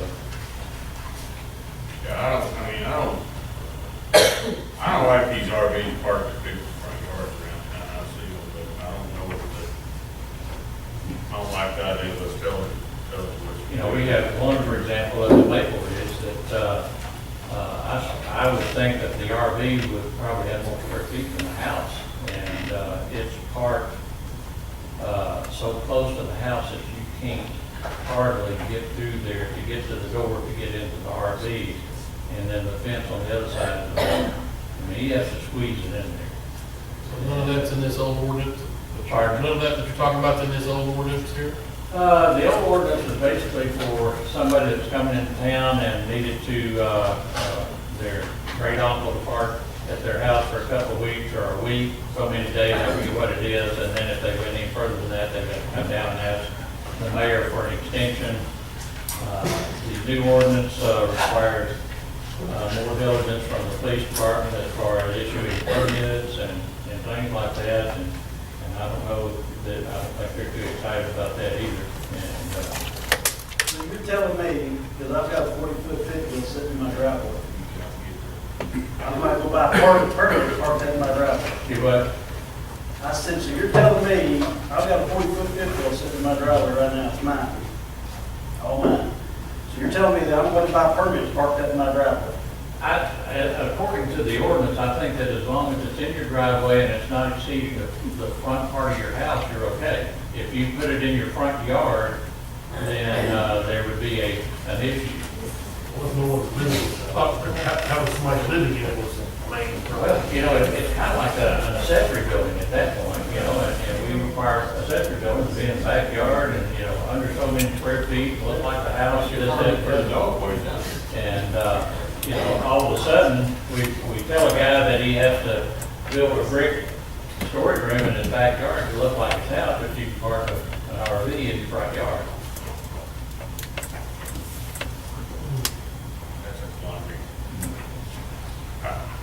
What I like about this existing ordinance, I mean, well, like, no like, is this is about vehicles parked in the road. I mean, if it's about safety of the roadway, that doesn't matter whether it's an RV or a trailer or a truck or what. And we've got this, and there's cars parked all over the street. And you park an RV, you know, on a local street, that's quite a bit of room to take it up, and then all of a sudden you got a car parked across the street from it. You know, we need Richard McKinney to get a fire truck through there, he'd have to park ways, and he would. Was basketball goals in there too? No, they should be. So, I mean, I think there's the basketball goals. mayor's dealing with that. I mean, one, again, I mean, we've got two things we're talking about, I think. One is safety and blocking roadways. Two is, what's it look like to have a camper set in? Yeah. Which, you know, Lance's camper is backed in off the driveway and back kind of tucked in there. You know how that's gonna go. If you go tell the guy that's got his here to move it, then he's gonna tell you about Lance's and where it's parked. And, you know, inevitably, we don't enforce it. I can tell you, I ain't believing me. You just put that on record, however you want to do it. I agree with it. We need to make sure that this ordinance that's being proposed is not in conflict and override all the others that are in effect, because it doesn't say anything about any other ordinances. We got It's Pat either Graham ordinance. replace them, because it's talking about issuing a permit in this one, we've already got one, that the city clerk supposedly issues, which never happens. So we need to make sure we address those, because they're not. That's, you know, if you want to move forward with it, that's what we'll need to do. I mean, like I said, this is. We've already got 3 of them in place. This is a draft ordinance, and if you want to proceed with it, we can fine tune it. But, you know, if it's something that you want to let die, then, you know, there's no sense going forward with it. Does the old one not cover parking on the road? I know we went out and enforced. Yeah. The ordinance 010 would cover parking. Yeah, it does. It does. But to me, it's like if we do have 3 of them, I mean, there's kind of a question. I mean, it seems like something needs to be kind of streamlined or Well, we haven't consolidated. been on that deal where we streamlined the cop hope that's what this deal here was doing, that he's presenting now, but I don't think, he doesn't mention streamlining all 3 of these. Like I said, we've got a lot of ordinances that have been amended and amended and amended, and, you know, basically the only way that you can get away from that is to repeal all of them except for the one that is completed. I agree. If I may, I don't know that, and I'm not trying to speak for them, they speak for themselves, it sounds like there's not a whole lot of interest in pursuing the ordinance as far as the RV in the driveway, I think. That's just my thought. You know, we had But a gentleman a week ago that called and absolutely. lives up in Forest Hills. And, you know, he says, I sit here and look at my neighbor across the street's RV all the time. One on the roadway, one on the roadway on the curb is the bigger issue, I think, the safety issue, and I think. Cars aren't supposed to be out. Well, they're not, I don't know. You couldn't get a fire truck in Allen Street right now behind the subway. Unless you're. I You agree. take out I don't think that they ought to be hooked up, living in that. Right. You know, my camper sits there, all I have to do is I have to plug it up, just keep the battery charged. That's it. I don't sleep in it. And most of them are like that. You know, I mean, yes, well, that's fine. But I'm just saying, where my camper is, I mean, it's completely out. Yeah, most of them are like that, you know, you drive by and you look and all of a sudden you see a water hose and then another hose going back to the clean out. thing for their sewer, and they tell you somebody lives in that thing. I got a perfect good house. Most of the, I guess most of the, the newer neighborhoods, newer being the last 20 years, or, the covenants of the neighborhood addressed a lot of that, or, you know what I mean? We addressed this once before over on Daisy Street, up, you remember, right there? Yeah. They went in there, they put hay bales around it, I mean, to keep, if it was a winter time, keep it freezing up, I mean, yes, I agree. I just, my deal is I don't want to start dictating because not all of us, you know, I mean, I try to take care of my place and I don't, I mean, I ain't gonna look like Mr. Barfield's up there in the deal, you know what I'm saying? So Yeah, I don't want to start dictating that you can't buy a fifth or camper and put it in your yard if it looks nice. But, I mean, that setting up time down and living in it is, I mean, we expect to consider all that, you know?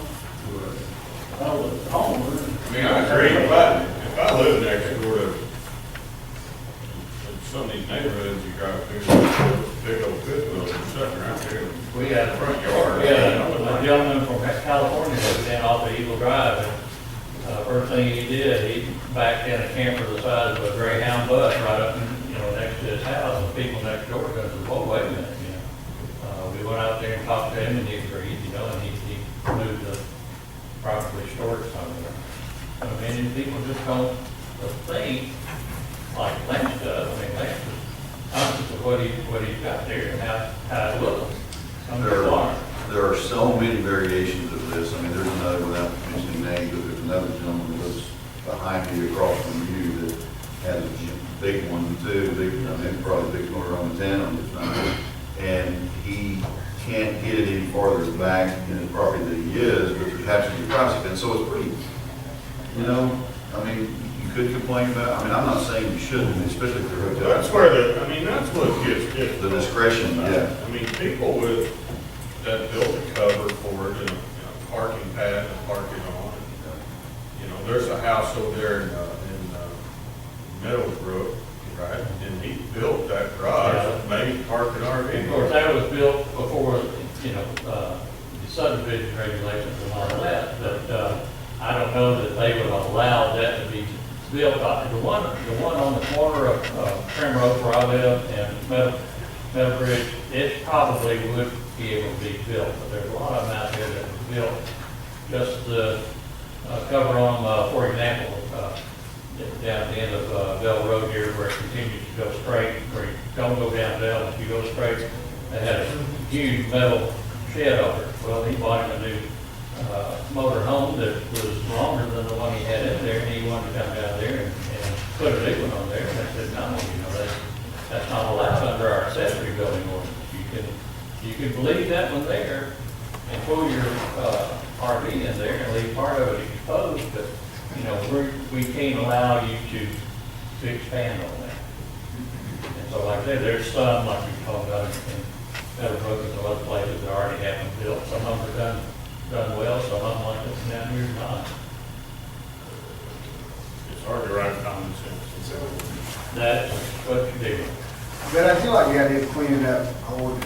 I mean, I'm looking at this ordinance from 1971. Yeah, exactly. Which says that travel trailers, as defined as your said fifth wheel, shall be parked in the backyard. You're in violation.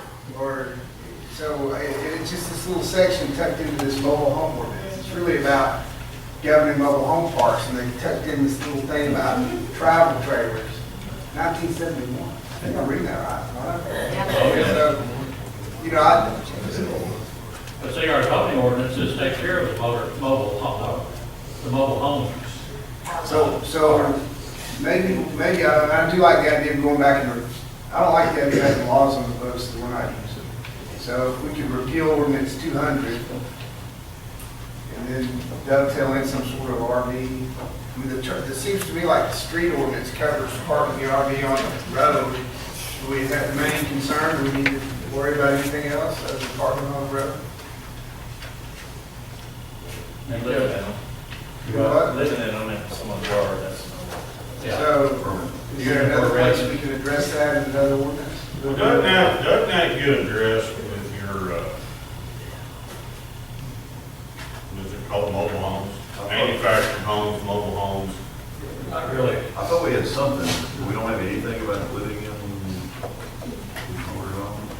that the Well, server the wanted. original ordinance says that you can live in there for a certain period of time, and then you gotta leave, Yeah. or get, permission to stay a little bit longer, and then there's a cutoff to it. Right. But, that's the only way that you were, that I know of, you were able to live in it. Well, in point of case, Sonny and I agreed that we were kind of looking the other way on the street in town, that somebody had bought a house, they brought in a motor home. There was no doubt they were living in it until they got the house fixed up, and then they were gone. They got rid of it. So it worked itself out, and it made sense for those people to be able to do that. Technically, it was. You know, basically, we told them you got X number of days to complete your project and move out. They completed it before those days were over with, they were gone. It was a real nice house, and they did a good job. Mr. Edwards, do you have something? Great, I think it's there. You have 2 seconds. My name is Otis Sanders, and I live in Fort. I don't even remember. I've been going to planning commissions, and I've been going to rezoning commissions, and I've been going to all water commissions. Anyway, there was one clause in this ordinance that you proposed, which I think common sense. I just had to live in my apartment next to my house for 10 weeks. Because I had a water leak, my house was completely destroyed. It took them that length of time. Inside that ordinance, I think, one of the planning commission told me, that the mayor, you could request to the mayor that your situation. Now, I pay storage. I live on 2 acres. I can build me an RV. If I can't build one like around his house. He's originally lived in. I don't want to build him more of a house than he did. I can't do that. But I've got kind of like Lance. I've got a huge RV. Got it set in my driveway right now. I'm fixing to go out. But I'm just saying, use some common sense. You don't want to get involved in that manufactured home. Because they already, that can lead to real problems. That's not a mobile home. It's not camper. So if you're dealing with these ordinances, you want to be, I completely agree, no one should live in it, except under emergency situations. If I had my nephew come with his motor home, hopefully he could stay there for, my nephew, 3 days would be enough. But I'm saying, you understand what I'm saying. You need to be flexible. And on the other hand, you cannot regulate without exceptions. And I don't know how to do it. But I think you'd open a can of worms here. And I think you need to. That's why you guys are hired to do it. I don't have to. How do we get the lid back on it, is the problem. Well, good luck with that. So anyway, that's my point. Be very, very careful of how you do this. If the safety issues, one up, people have got these things, 45, and I've got friends that have kids. Houses. I don't know why they want them that big, but I got one that's pretty good size. So anyway, all I'm asking you to do is don't be careful about getting things that you cannot. You run people off. I mean, if I have, like Lance or anybody else. Now, if you do it correctly, that's fine. How can you tell a person that you're not doing this correctly? And he won't live it. Some of them are working like the guy just built right there on Meadowbridge. On Meadowbridge Road, that curve, he just now poured in the slab. One right around the corner just poured in the slab. You might as well face it, fellow, the RV is here. And you're not going to. And I don't know what to do. If he come and told me that I couldn't park my, the one he was talking about, restriction of property, what do you have in this town, 7.5 foot? You got a 7.5 foot clearance in this town, for one property now. The RV itself cannot exceed 8 foot. 8'6" federal regulation. Cannot be over 13 feet. get under the bridges. Those are federal. So, how do you tell a guy he can't park next to his house when he's gonna be in trouble? That is, if you rubbed up against,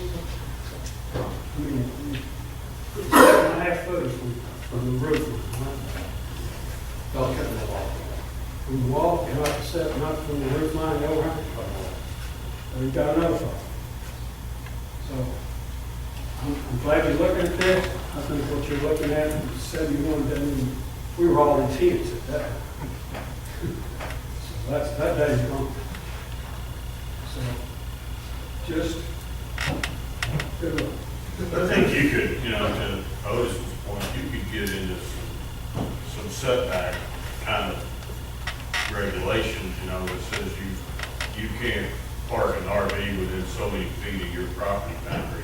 Yeah, and you. Otis has got 2 acres, he's got room to move that thing around. You look at, Greenwood, for example, you can put up, 2 mobile It's homes these, behind there. it's this neighborhood up here above the school we were talking about just a minute ago. I mean, there's big campers parked on small lots. Oh, yeah. That's the problem. Well, we got more money in these things than we got houses. We're not talking shabby here. We're talking, Well, 175, And I would say somebody like you, but then somebody else may have one that is That's shabby. exactly what the So- problem is, they say. Right. It's exactly as an any person. Right, yeah, exactly. Exactly your problem. Good luck. I agree with Dr. Lee, though, that we do have old ordinances, I think, that need to be cleaned up and maybe condensed or Well, do combined. you gentlemen like me to take your suggestions tonight and build an ordinance with using this draft and go from there? Yeah, especially if it involves repealing some of these other ordinances. And I don't know, just looking at it, I mean, do we have to have, could you just have an ordinance that just outlines what the prohibited activities are for an RV in Article 9 as opposed to having a permit? I mean, we don't have to have we've said they can't park on the And I think street. Maybe just don't issue a permit. That's the big thing to me, because if you issue a permit, then you're gonna have to do, you're gonna have to regulate it and. Look, maybe get away from this idea of issuing permits for RVs, but just say, look, here are the prohibited activities for RVs. You can't run sewer to them, you can't run cords across streets, you can't live in them. And this is a short little ordinance that just says. I know that Will is not looking forward to writing permits Because and if you doing look all at this, this, the and ordinance, keeping up the permits. sure, the first 4 pages, 3 pages are just about the permits. If you took that all section out, you might just have a 1-page ordinance that just said, here's what you can't do with RVs. Yeah, I'm glad about that. Can you live in them on property, because the trailer parks, taking mobile homes out, and now you have people living in campers there. I think we've got an ordinance that covers the mobile home situation. I think you should have in there that that you can't use it as a dwelling without permission from. And, if you get a situation like Otis was in, we as a council or the mayor or somebody can extend a courtesy where you can live in it for a period of time. We want to have some outs there. I'll be glad to look at that, and I'll bring it back to you. I do like the idea of being able to kind of shelter in place if the storm comes through, my roof is blowing off my house, I don't have a camper, but I'd get one, and live in it while my roof is getting Yeah, fixed. and, that's the only fair thing to do, is to allow somebody to do that. 68, I'm sure a lot of people are living in mobile homes in places that are R1 zoning, but, I thought that was the thing to do. But now, when you say campers they're living in the trailer park, are you talking about a mobile home or like a camper in the back of the truck? Camper on back truck. That's obviously not, that needs to be. That's happening in our. Talking about trailer park. He's talking about, but it's in the trailer park area on Dawson. As if it was. They're renting a lot, and they back there, they're living there. Like a fifth wheel, tow behind, whatever. Yeah, and they're supposed to have a water meter, and, they're hooked up to city services if they're in that, park. If they have something like a fifth wheel or something like that, they hook everything up, and That would be all right. And some of that, I guess, the gentleman down the road that is still pursuing the RV park, if that's still Yeah. open, that could give an opportunity for that. to bring it in now. Wayne Lowe was trying to get an RV park in 2000 when we passed this ordinance. We got this land down here on Bell Road, Bell and Denver, the government cleared off, and that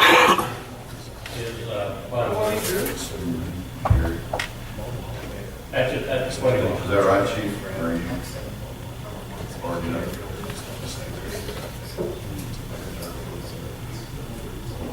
He's in the county, so he would have to come in the city before he gets water. So that's kind of where he's at. Okay, so, Want to table that till next week, next month? Ms. Harvey? Make a motion, we table it. Second. motion second to table that. Ms. Harvey? Ms. Reed? Taylor? Yes. Brown? Yes. Dr. Johnson? Yes. Powell? Yes. Daniel? Yes. Yes. Lester? Unanimous. Thank you. Thank you, Bell. Table two. I'll hang out here since the next works development. Oh, okay. Sounds good. Okay, so any questions? Okay. Mr. Randy, is there something you want just to take this? Yes, I think it's actually Sonny's. Okay. I just put this together. I think I was supposed to correct the top about it there, which I did, but then there was my secretary.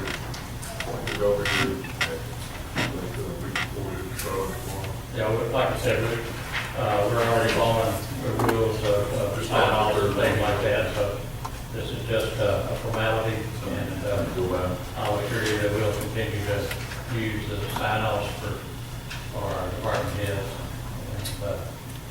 Any question with this? I guess at this point, we'll pass this. We'll adopt it. Adopt the ordinance. I second. Have a motion and second to adopt. I think it's on third reading.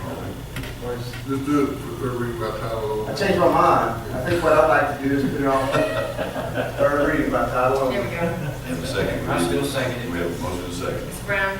Yes. Dr. Johnson? Yes. Powell? Yes. Daniel? Yes. Ms. Terry? Yes. Ms. Terry? Yes. Unanimous. An ordinance mandating a plan review process for all department heads before a commercial development building permit is issued and for other purposes. Thank you.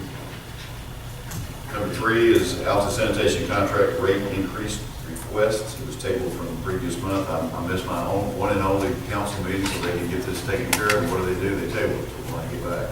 Maybe we'll try that again. Okay.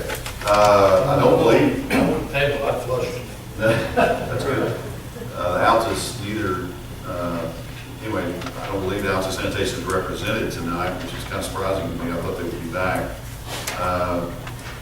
My 2 cents, if you will, because I think that's maybe something was missing last time, was the fact that Mr. Altus came to my office, I don't know now, it's probably been 3 or 4 months ago, if not more, along with his manager, if you will, and requested, he said visit a little while, and finally told me that the reason he was there was to request a rate increase. And I told him that that would obviously be up to council because that's money, we have contract. I said, now, I truly thought this at the time. I even told Mr. Altus, I said, leave the contract, couldn't find it at the moment, so I'm not looking at it. And I told him that if the contract allowed such a thing, then certainly we would not fight that, if you will, and we would hear him out. I did ask for some documentation for the reasoning of his request, because when they came in, the 2 of them, I'm not sure why, but neither one of them knew the amount of the rate increase they wanted to ask. And they discussed it there in front of me and came up with $1.20 or $1.30. And I'm like, well, we'll need to know that, and we'll need something in writing. And they assured me the reason for it, or they explained to me the reason, was that the city of Fort Smith had gone up on the tonnage rate at the dump, or at the dump. And so, again, I'll need something, you can bring me something. I believe 2 or 3 days went by, and again, I'll just refer to him as the manager. I'm not sure what his title is. It wasn't Mr. Altus, but he came into the office and left, I was out of the office and left with Tammy more or less a public announcement, it's kind of something copy out of the paper that's in deeds, Fort Smith dumping site had gone up on their rate and it was so much per ton, and that was it. And I notified Mr. Altus, called him back, and I said, this is a start, but it does not tell me, it doesn't justify, you know, you're getting charged a ton. How do I know how that equates to what you pick up in Greenwood, Arkansas? And he started explaining to me over the phone about national statistics on how much a household uses. And I said, not really what I need something more specific. And I never did get anything from him. They did finally bring in, I believe, another piece of paper later that stated it was up, and again, forgive me, I believe it was $1.40. You remember seeing that, Tom? Per ton? He gave us numbers at the meeting. Did he? Okay, so that's on record. He gave us average tonnage per household, and Of it Greenwood. was gonna be $1.90 to break even, they were just gonna raise it $1.25 or 30, whatever the number was. He was kind of trying to shoot, they're like they weren't pushing for the whole deal, but So he called me back, and I told him on the phone, I said, again, this is not my decision to make, it's council. You know, it's involving spending city money, but, and, you know, we budgeted, but I reminded him to get a 3-year contract. And I just told him point blank, and somebody may, I believe, Daniel may have addressed this a little bit. I told him point blank on the phone, I want you to understand that the council, not speaking for them, but may see this as a little bit of an interesting situation. We just put this out for bid. At that time, however many months ago, you won that by bidding low, and now you're coming back to me 6 months later wanting to raise the rate. I said, one, and then he assured me that the other cost was his insurance has gone up, and that's why I finally just said, that's just the cost of doing business. I hate that for you, but we have a 3-year contract, and of course our contract, and you probably all seen it, Mr. Hammy's seen it, we both the city and Alpha Sanitation have the right to break that contract, if that's the right terminology, and you have to give a 30-day notice, written notice. In the meantime, whether it's us trying to break or them trying to break, both parties have to keep up their end of it. They continue to pick up trash. And that's not really what we're talking about. But, so I just told him, I said, I didn't give any advice either way. That's the facts that I know. Those are the facts that I know. I did tell him what I just said. My opinion, if you were wanting it, is that I think it looks bad, and I think you said this, maybe Daniel or something to this effect. I think it sets a bad precedence to have a contract, win a contract, and then come back and then allow it to be undone, if you will, because of the higher cost on their end. What's it gonna cost us just to get the trash? Well, so, on that note, I even told him, I said, it could be, I don't know, Mr. Allen, we talked about that department heads. I said, you know, my opinion is that we I'm not suggesting we break the contract or stop the contract, but if we want to do that, put it back out for bid, you might end up right back where you are with a higher rate. I'm assuming, I don't think anybody's going to come back with a cheaper rate. Start over with that, or we are investigating. To answer your question, we are looking into, when I say we, Tom is looking at the numbers, Mr. Wiley, the street department has talked to everybody that he can about vehicles. I'm talking about us going into the garbage business. We've come to a couple of conclusions. I'll let these gentlemen speak on that behalf a little bit. We talked to Nathan Nagler, our new parks director, even talked to the folks in Hot Springs where he's from to see what they thought about it, because they have their garbage, they do that. I think it makes sense to look into it. I know it's kind of a scary thing to begin something like that, but I think it makes sense. Not because of necessarily what's going on right this very minute, but it just makes sense to ask questions and find out. So that being said, I'll give an overview, then I'll let Tom give some, or maybe the other way around. But I can give you quick. The numbers that we know are these. The revenues that we generate right now in sanitation that we're budgeting for is $450,000. You don't want to do anything that's going to be more than the current rate. You want to make sure it's that or lower. The startup cost right now is Taj Mahal or Cadillac version of the 2 trucks they want to get, which are single-man dump trucks that dump the garbage. It would cost you about $225,000 for the cans to issue them, to give them all the cans. And it would cost 260 and 290 something thousand, I believe, for the 2 trucks. But we have financing, he brought me some numbers that. Per truck. Per truck. So we're looking at about 850,000 in startup cost at a Cadillac version. That's not a used, that's brand new. That would run you about 177,000 in debt service that we'd have to absorb into our annual budget. Right now, with the employees that have already been budgeted and everything that's preliminarily on the budget, because we do have a preliminary budget now, it's $174,000 surplus before landfill fees.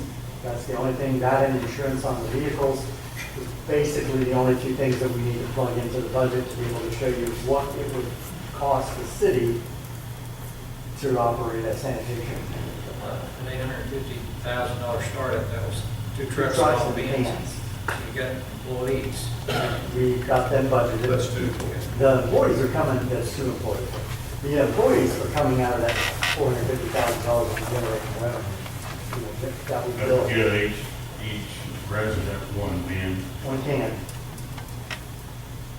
I believe it's 1 can. What did you? The cans that I priced are actually 95 gallon cans, are pretty big.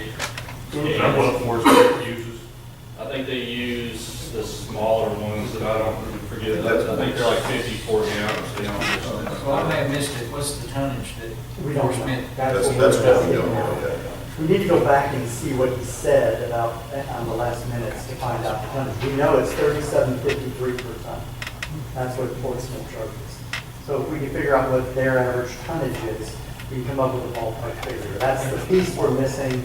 We were trying to get that for tonight, but we thought we were tabling this until next time, we'll give you a formal. Can't we call it landfill and ask? We can try to backdoor, tell us what Altus, but I don't know if they can tell us what Altus delivers from Greenwood. He told us what they haul out. Because they pick up. The landfill may not know what Greenwood's tonnage is. They know what Altus's tonnage is, but I don't know if they know what trucks are coming from Greenwood. Altus told us what his tonnage was out of the city. That's what he said, we're gonna go back and look. Yeah. We're gonna go back and look at your, that's how we're gonna try to get it, because I know we quoted something. We're gonna go find out what that number was. What's the time frame that it would take you to get that up, Simon? I mean, if we said, go do that now, what's the soonest you could be ready to collect? That supplier of the trash trucks, I think they've got some that we can use in the meantime while we're having some trucks built to get us going until they get in. The cans, I don't know how long it'd take to get those, but that's gonna be less than a month. What the contract out for Altus is 30 days? So, yeah, make sure that we understand, and everybody, I know you do, we have a 3-year contract that we're barely into, but if I read the contract, we'll have to make sure that. I'm not 30 days. I'm not 30-day I'm not in any big rush to get out of the current contract. I'm also not in any big rush to raise the rates. And so, Well, the other question I would have is the recycling. So this year we spent almost $5,000 just in our cleanup day, or cleanup week, or whatever you want to call it. This was They make a weekly pickup. So this would include also buying a 1-ton truck and two more dump trailers just for sanitation use to essentially replace the wall dump that's behind the city utility departments. And then also have a truck for when pickup, so we can take over when pickup. What about picking up all them little blue needles? That would be the automated trash trucks would do that. Recycle. Oh, recycle. I'll propose that we get do away with recycle. And just, that we have a perfectly good facility here in town. So my recommendation would be do away with. The Altus, I talked to him one time about the recycling, and they said only about 250 to 300 households participate in that. That's half of their business. I mean, we really push the recycling from. Well, the recycling center stuff that they take goes to that Smurfit or wherever they own. I'm saying they're running men and trucks twice a week. Right. But they're So only, it's hard to compare what we can do it for when they're doing twice the work. And you're proposing we do half of their work. They're already doing well, it. they're not doing it in pickup. And that's something that has to change. is the audit. So this, we talked about that a few months ago. So that's one thing, instead of recycling, we'd be doing pickup if he doesn't. So essentially 3 days a week trash pickup, 2 days a week limit pickup. Let's look at, I would say, let's give y'all a chance to come back with a more formal proposal. That right now, we have a contract. If they can give us 30 days notice, I want to hear as quick as we can about other options. But until then, because they were quite a bit, as I recall, they were quite a bit lower than the other bids. And if you add in this new rate, I'm curious to see how close they were. He said he'd still be better than the second bid. If they because Daniel said, we'll just rebid it. He said we would still be the second bid from the original. I would say we just keep the contract we have as they give us notice of it. But what I'd like to know, while y'all doing all your number crunching, at what point we start making money on this deal? Because I have to see, it just seems to me like if we cut out the middleman, we would even be in a position maybe even lower trash rates and still make money. That's correct. 5 years down the road, and then you just snowball. Right, and you definitely don't want to do it where you're raising rates. So Right. Right now, I said the Cadillac version is a brand new vehicle, so you're looking at a bigger return after 5 years. Because you're looking at financing in 5 years. You're looking at a 7-year life on the truck, so you're going to have to tuck away for a replacement. But do you start with brand new? Could you maybe scale it down, go with a used truck? Do you want to go with more staff and people on the back of the truck? I mean, we're looking at all the options. We're not just. Well, I guess gave with you the the high model level. of guys riding the truck, you're not buying all new cans and automated trucks. When you talk about automated trucks too, you said you're doing a 95-gallon container. I was wondering, how does the elderly get those out to the elderly? All I just think is these shoe bills are, They're on my kids think that. Contract now, they have to get County Millions for the. Yeah, they have to go get them, and I'm thinking that they're, well, like saying, I'm just having my driveway, it's a steep driveway. We'll have to pass an ordinance on where you can put your trash can in your yard. Well, that is Fort Smith doesn't already. So you ask them, they will actually come up and sit your. As far as what we need to decide tonight, we made that decision, we need to move on and come back to the council. When you bring figures back, let's do it comparative. Yeah. Right now, they're doing trash pickup, they're doing recycling pickup, they're also providing other services. They're going up to seniors when they replace it, and pulling their trash cans down and putting them back. They're also doing the large item pickup, mattresses, stoves, that type of stuff. So we need to compare full service to our service, not a cut down service of the city of Greenwood compared to what they're Pick doing. up in the parks too. They also pick up in parks. Okay, now, the numbers I'm giving you are the numbers from the proposal that we made. So if you want to compare that, that's fine. I'm not driving this, I'm just giving these numbers. I know your number. That they are telling me is what they want, so. When you say they, you're talking about street. All right, so street doesn't want to do half the job. I'm saying that recycling needs to be figured in so we can compare apples to apples. Well, like I said, initially when that came up, I asked about recycle, and they said they just wanted to use those recycle centers. Okay, well, that's half the job. To us, so.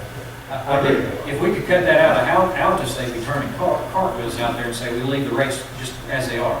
Right. So, If you could cut that debt service down in half. $7.50, y'all getting those bills. You'd be cutting the rate big time. and as far as contracts, Altus has a very fair contract. They can get out in 30 days. They can say, I don't want to do that anymore. I wished I had contracts like that. I'm putting in glass aluminum doors down the EMS station. Well, since then, aluminum shot up, and my motors have shot up. Now, I got a contract. They don't care whether it's going to cost me.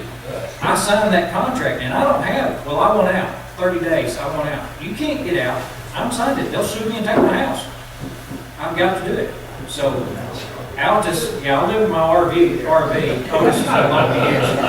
So, How long did mine? but Altus contract is fair. If they want out, they can say 30 days from now, we're done. Y'all figure something out. The way I was looking at it is, if we're not going to provide the service that Altus was, then we're looking at cutting the rate so that we can rate it according to what services we are providing.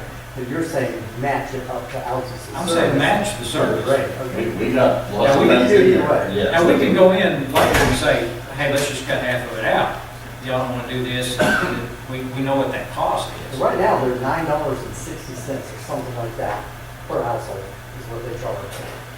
If we were to drop that to $5, you know, I mean, and say this is what service you're getting for $5, I don't know if there's going to be any backlash to that. You're saying it possibly will. Still gonna have to find out what. They're used to their service, so I agree with you. Still gonna find out what the penalty is.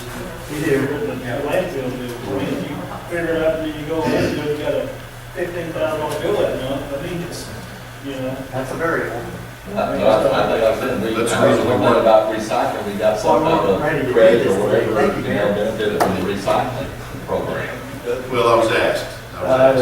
We really weren't going to do this tonight, one, because we assumed Alphas would be here, and I didn't think it would be real appropriate to talk about this with the company that we have business on. The best kind of it. We are. Can, but we were asked, so that's the reason we went into it. I'll take it.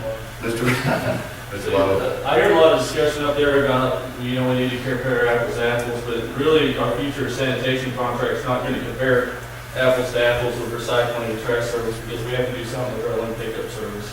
So this new trash service, if we go to a new contract, if we take it over to the city, we're providing more of a service because the sanitation is going to have to take over that land pickup. So, comparing apples to apples is one thing, but the service that we're going to provide, if we take it over to the city, is going to be greater, or in the future, is going to be greater than what it is right now. Well, let me ask you this, you can tell me why we can or why they're not supposed to be, but you take limbs up to the Fort Smith landfill, they'll charge $25 and some, had a picture of the receipt, to dump all that stuff, and then they're grounding up into compost and mulch and selling it right back. Why aren't we in that game? If we're not a sanitation, it has nothing to do with streets. Neither is trash here. But that would be a sanitation department, that wouldn't be the street department. But I'm just saying, that's how they're getting, that's how they're doing it, their sanitation department's regulating all that. Yeah. Well, but we're currently picking up the limbs. Yes, but we're not supposed to. We're not We got audited and we're not supposed to. We're not authorized to compost. They huge restrictions and regulations governing how they're compost. They just got control for Plastic bags. So We're we just can't say, burning all hey, of we're ours. going to compost this operation. So are we in compliance burning all of ours? Well, I don't know, that's your burning regulations. I don't know if EPA is going to say, what are you putting into the atmosphere? So the What's in all the sanitation plastic department bags? would be our future. Burning those? Yes. Well, I didn't know. But I agree with you. I think what we'll do is we'll present to you the options. What we recommend, what, same services out to us. I think we ought to view ourselves as a bidder. Yeah, And when we decide what services we want to put out, I agree. let's figure out what we'll do and just put it all out for bids and we'll decide. We're going into the trash business or, no, that guy's willing to do it for X amount of money, just let them do it. The biggest thing we have to overcome is the startup cost. After 5 years, you're going to be making turnover points and And stuff. that's why the contract before this past one, we've had it for 5 years. It was so the company could absorb their startup cost. We are working. We are working. We have a special 30 day. But I think in the absence of Altus, they're saying that they've changed their minds. Changes. Back over. Everything in the absence of Altus, or they think they changed their minds and they're. They have not, I have not heard anything from them. I'm assuming that they are still requesting that, but I just really thought they would be here tonight. I think we need to make that decision tonight, so in case, my opinion. Well, we need to rewrite some numbers. I mean, I think with the absence of numbers. Landfill charge $30 per ton for limbs. No, I'm talking about, do you want to entertain a rate increase from that? No. That's the question, I think. Okay. He got told that pretty plain last week. Okay. It was a little. Is that maybe why you got here? Yeah, he knew the moot point. Okay. And then I think Mr. Henry said Hackett had been approached, and they said, no, we need to. No, like I said, they got a better deal than I've got on any of my contracts. They want out, 30 days, they're out. Right. No, I agree with And they could rebid it, we'll put it all back up for bid if we can't get in the business fast enough. I think when we do look at it, we need to figure out, let's look at it on a 5-year basis, of what we're gonna do. And let's put a cost on it and compare it to their cost. Because I'm a little leery about getting into it. I think there's cost, I think it'll cost us more money. Well, on that note, Mr. Neighbor, do you mind stepping up and We just, I mean, I'm okay with asking this, but I feel like we're gonna ask it. Well, And they're gonna bring something back, We we'll are. ask it again, and we just wait and ask it at the same time. Yeah, but if We're you're still in old business. Since I already got him up here, can I let him, is it okay? Sure, Just sure. just a real quick synopsis of what. And I've been talking with Bill Burrow, who was our deputy city manager in Hot Springs. He came from privatized, I guess, waste management from Little Rock. And Hot Springs was privatized at the time. And I don't like going and saying, hey, this is Hot Springs. We're not Hot Springs. We're not pretending to be. But some of the things aren't applicable. And there are a lot of variables, as Tom had mentioned, like, and especially how, hey, we're giving them compost to resell. So if there's revenues on the, I guess from the EPA standpoint, on kickbacks, as far as, hey, if you're offering a recycling program, here's some money from Little Rock. It's going to be kind of, I guess, stimulus kind of for your program. So there's unseen revenues, I think, that'll be factored into this.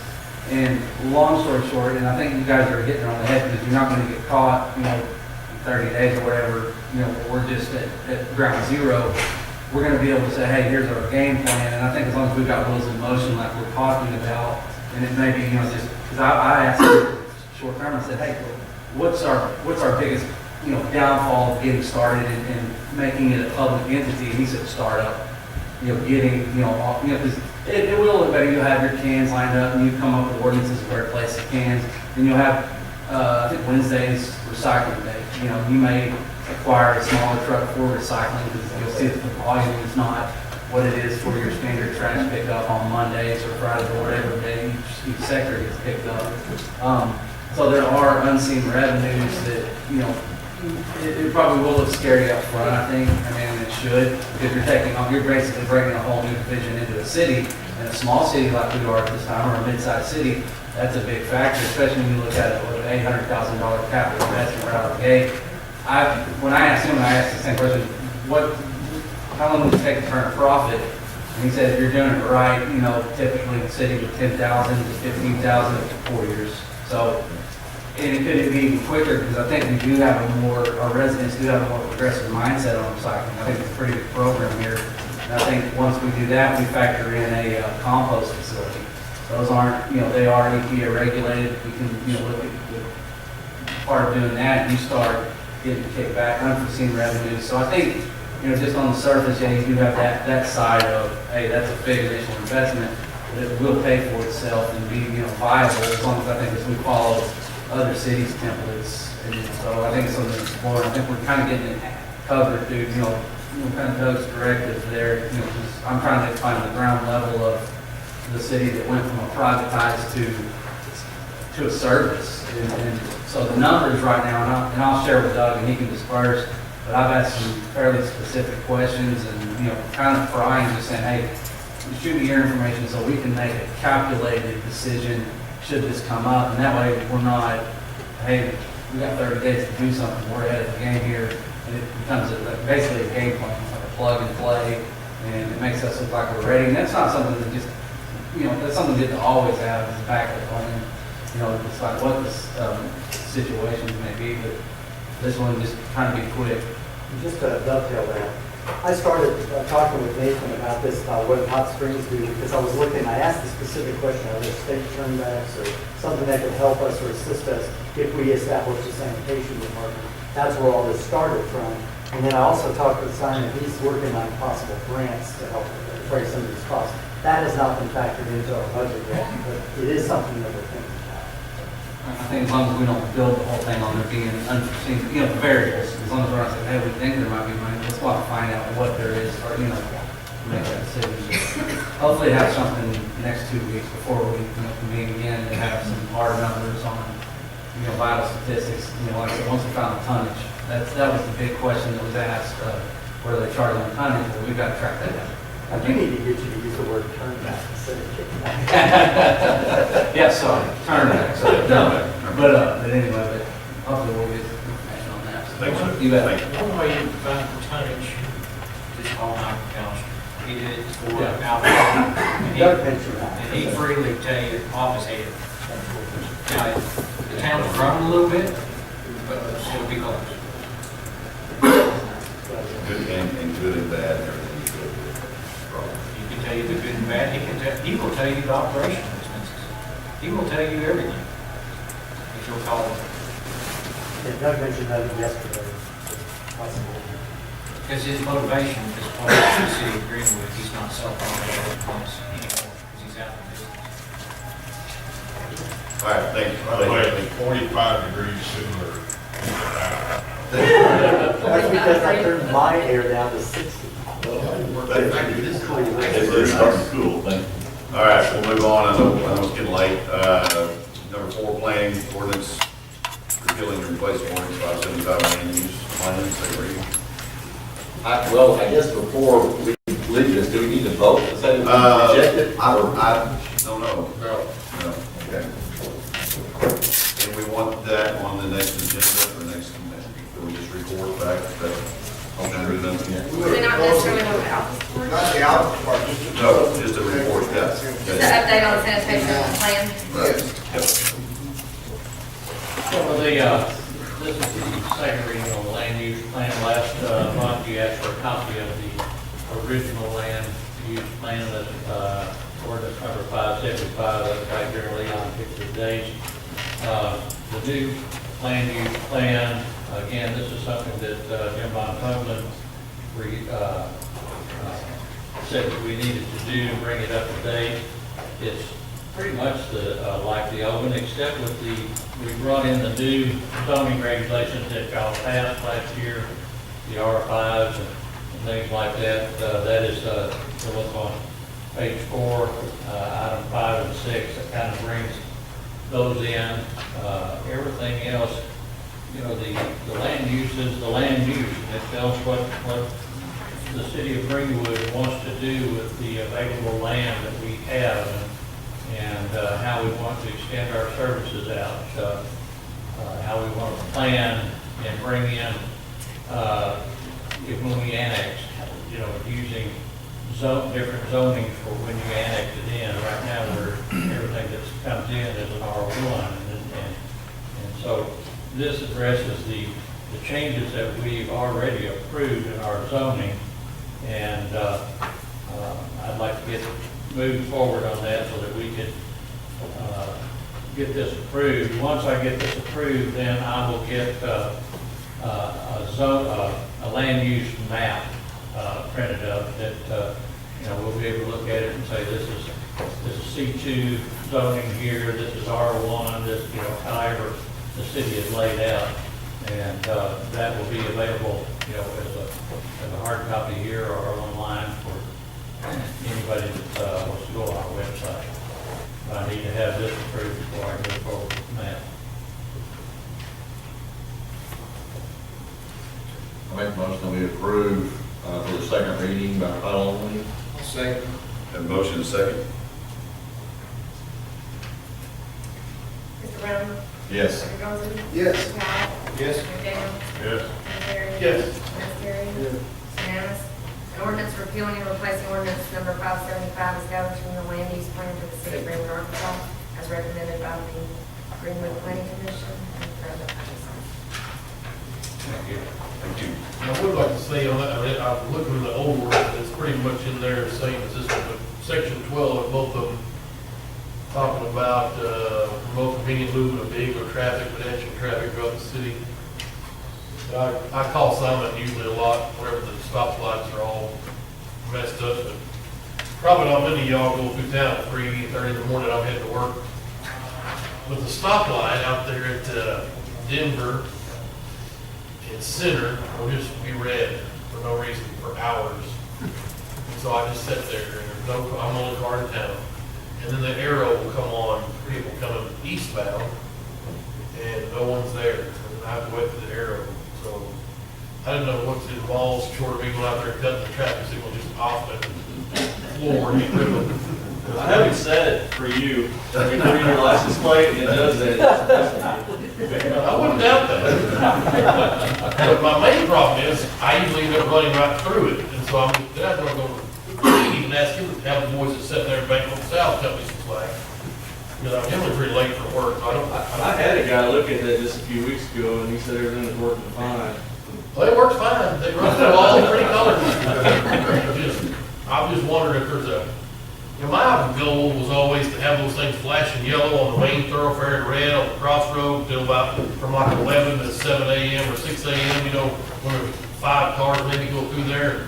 That was always my vision when all the stoplights came up. So Simon, can we upgrade the presence detectors? Yeah, I actually got a price to upgrade them all the cameras at that intersection. And it was just shy of 20,000. My signal light budget this year is 20,000. So I've already spent quite a bit of it. The one that's center in Maine will do it sometimes too. Here recently it stopped. It'll just be red for no reason. So if we update the presence detectors, that'll solve his problem. Yes, sir. He's I've gonna been lying about 45 seconds, but I got too much going on in my life to waste 45 Right, seconds.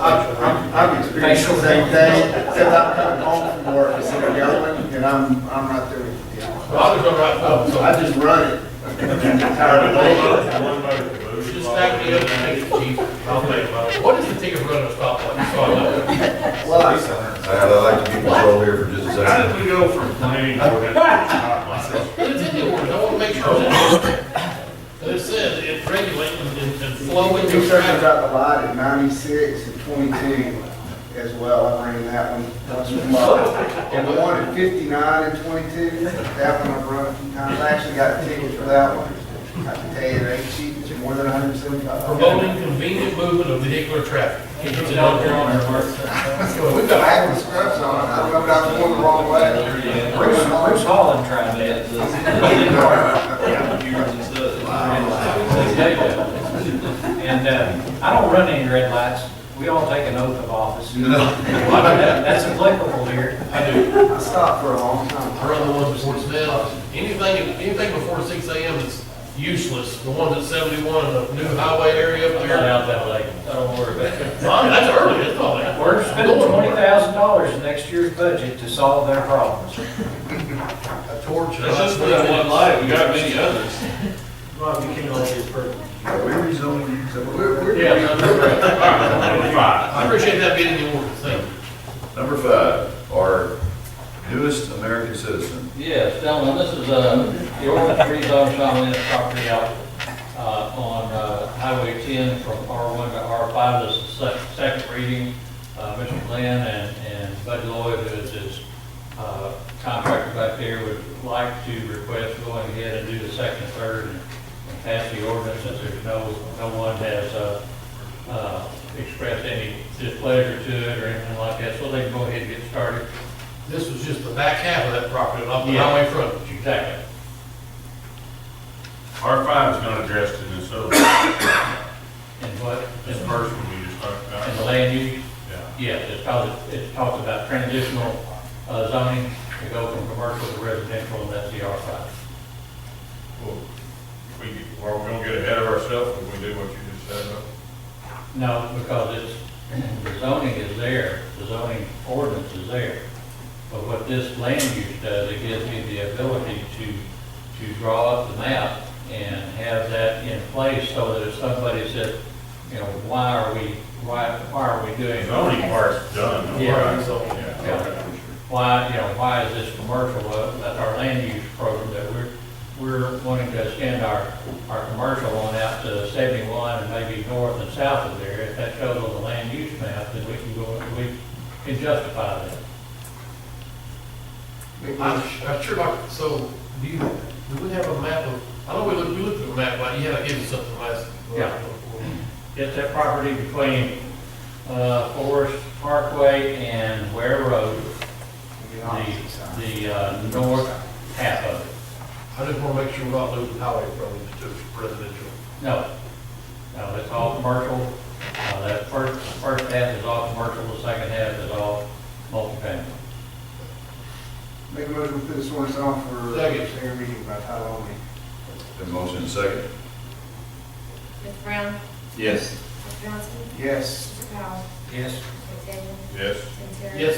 Lance Terry?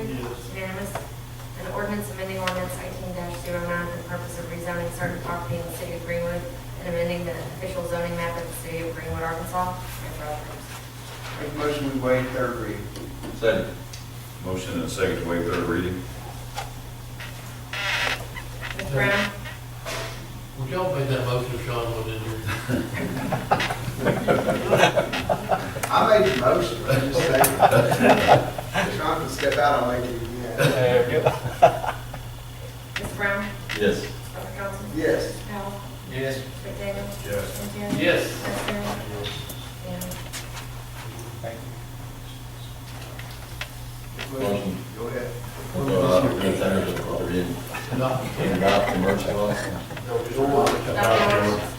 Adopt the ordinance. Second. Motion and a second to adopt the ordinance. Mr. Brown?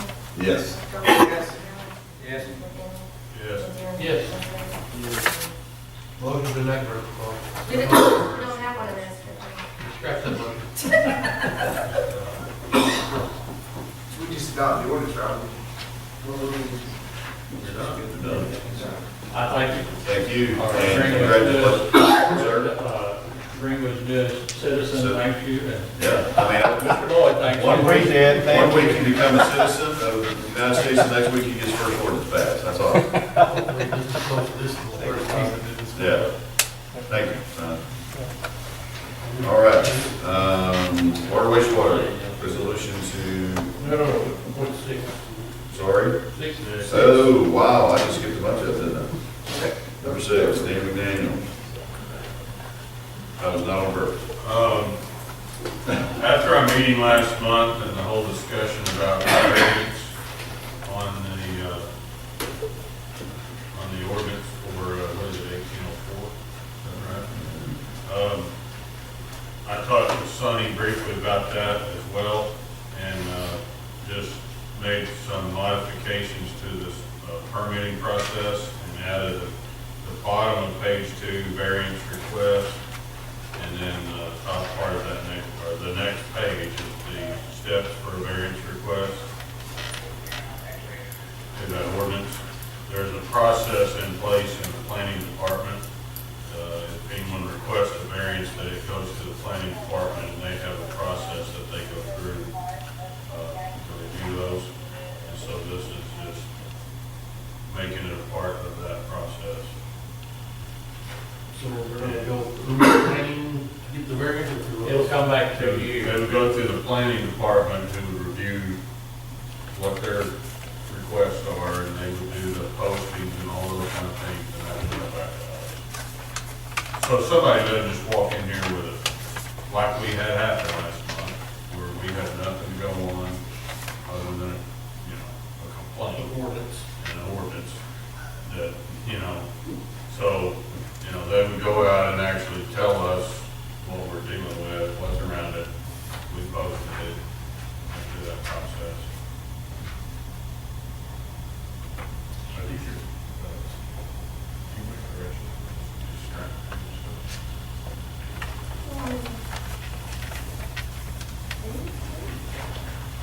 maybe that was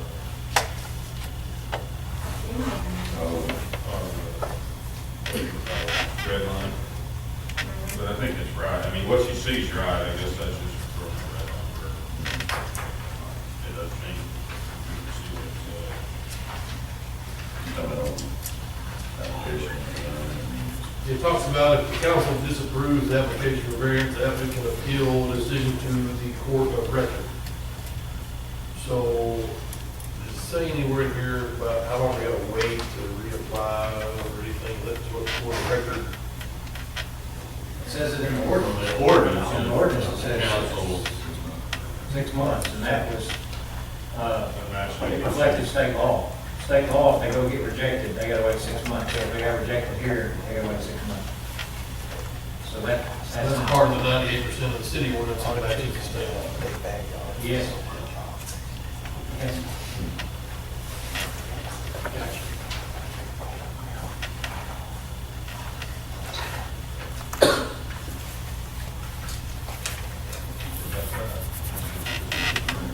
And we just passed this, I mean, this is just an internal process of this application. Yeah, this is, Lizzie's, about, it's part of that resolution, isn't it? I'm just wondering if it would be amending the ordinance, putting a variance request in there.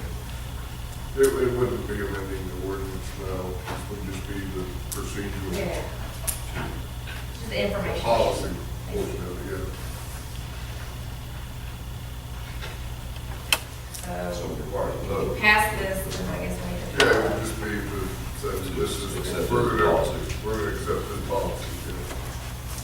When people come to apply with this cover sheet here, then they'll be aware of the variance request form. Yeah, so that just makes this variance a part of the application. Yeah. So that, Good. here it is, there's if you want a variance, there's a sample of what the ordinance says. So they have everything they need.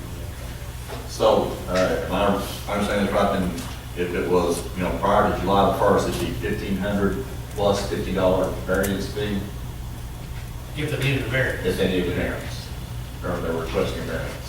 Yes. Okay. And then I think, Sonny, did you say that was the fee plan? Was there a $50 fee plan? Where's that cash for? This is general fund. I'll make a motion, we adopt this policy. Second. Have a motion and a second to adopt as policy. Mr. Brown? Yes. Dr. Johnson? Yes. Mr. Powell? Yes. Mr. Daniel? Yes. Mr. Terry? Yes. Mr. Terry? Yes. It's unanimous. This is what I'll use as a packet. Yes. Nice work, Daniel. You did a lot of work on all of that. Thank you for working on it, Daniel. Copy that.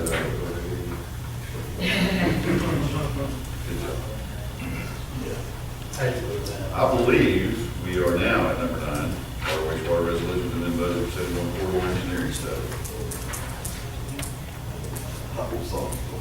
Thank you, Mr. Mayor.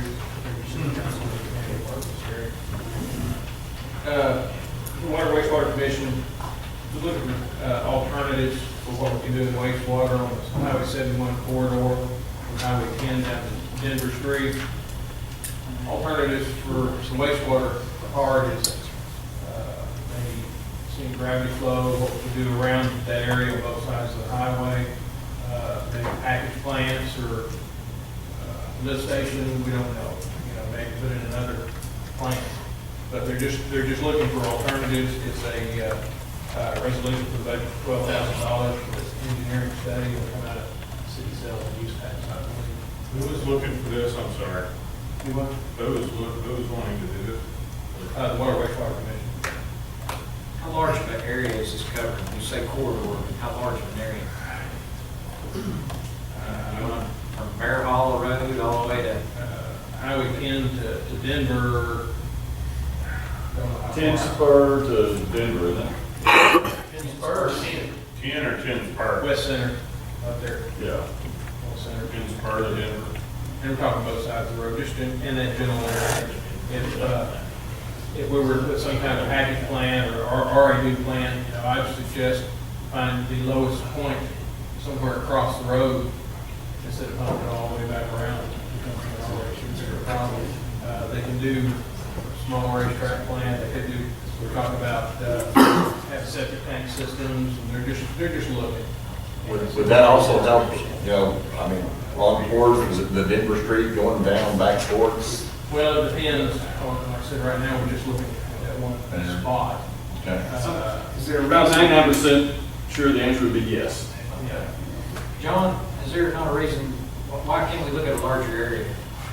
Well, we want to spend a little, it wouldn't be that much more money, but a little more. I mean, we could probably include up 71 as far as like the Burton property. Sure. That wouldn't be much extra, I mean, but we're just looking at immediate needs. We've also got to look at buying that from Jamesport. And then we got to run, so I mean, it starts adding up. But as far as master plan, we can look as much as we want to, but we just won't spend too much money. Sure, but our immediate needs are always short-sighted. It, you know, by the time we get back, I mean, we've grown. When we run a pipe down 71, even if it's going a little way, we will make it big enough to anticipate quite a bit more coming from that direction one day.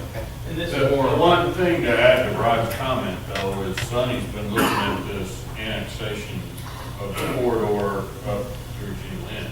I would think they ought to match. So this would probably tie in well with that. This is just conceptual, this is just saying, hey, you know, what could we do? Of course, it's hard to know how big a plant to build, it's hard to know how big an airport to build until you tell me what you're gonna try and land. Well, I think that's where you get in the annexation conversation. If we're gonna spend 12,000 on our immediate needs, maybe we could spend 15,000 and get that conception on a larger area. Right. Maybe match more of our annexation plans. Well, I spoke with Jeremy Shores in Hot Springs last week, and he did mention they were looking at the 71 corridor connecting with Shadow Lake. So I think they're looking at more than just those few areas. So I would imagine there would probably be more to come. This is just the starting point. You know, you got to start somewhere. And Greg also has that wastewater study going on now. So I'm sure there will be more to come. Well, I make a motion to pass this resolution, so that's one more step. Thank you. Motion is second. Mr. Brown? Yes. Dr. Johnson? Yes. Mr. Powell? Yes. Mr. McDaniel? Yes. Mr. Terry? Yes. Mr. Terry? Unanimous. Thanks, Mr. Cross. Number 10 is bypass discussion update. I'll try to be brief, but that usually doesn't work.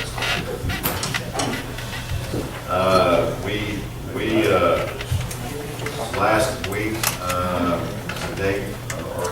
anyways, Highway Department came down. Jesse, Simon, help me out with names. Jesse Jones? Jesse Jones, not Jennifer. Jesse Jones came down from the Highway Department and talked to us. And Jesse came, that's right, thank you. And what you see right here on the board, we've got an actual, this is, if you can tell what that is, it's really what we presented, the city presented to the Arkansas Highway Department to say, here's what we would like for you to look at, tell us what you've done. And they came back with almost the same drawing. I mean, it's got more information on it, it's bigger. They tweaked it a little bit, but not the route, when I say that, only at over on the end of Dr. Burgess's property, which gets near Roger Corbin's property. I had a little bit more of a slant coming in, and they gave an explanation of why you can't do it, so they put a little curve in it right there. The rest of it's the same. Still comes off 96, intersection of 96 in Tinsburg, goes across Dr. Burgess's property, still has 3 bridges, and still ends up at the intersection of Highway 10.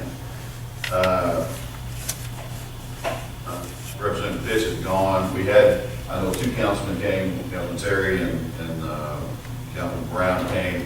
It was a good meeting. It was nice. The Highway Department came to us with this, and I just get giddy almost. I'm sorry. The fact that at least it's printed by the Highway Department. This is a very, very early. I believe Representative Pitts called it the first domino of a whole lot of dominoes that we need to fall to make this a reality. But the good news is, it has started. That one domino has fallen. We kind of skipped a step. That was technically a public input meeting, which usually doesn't happen until the commission votes to make it a project or not.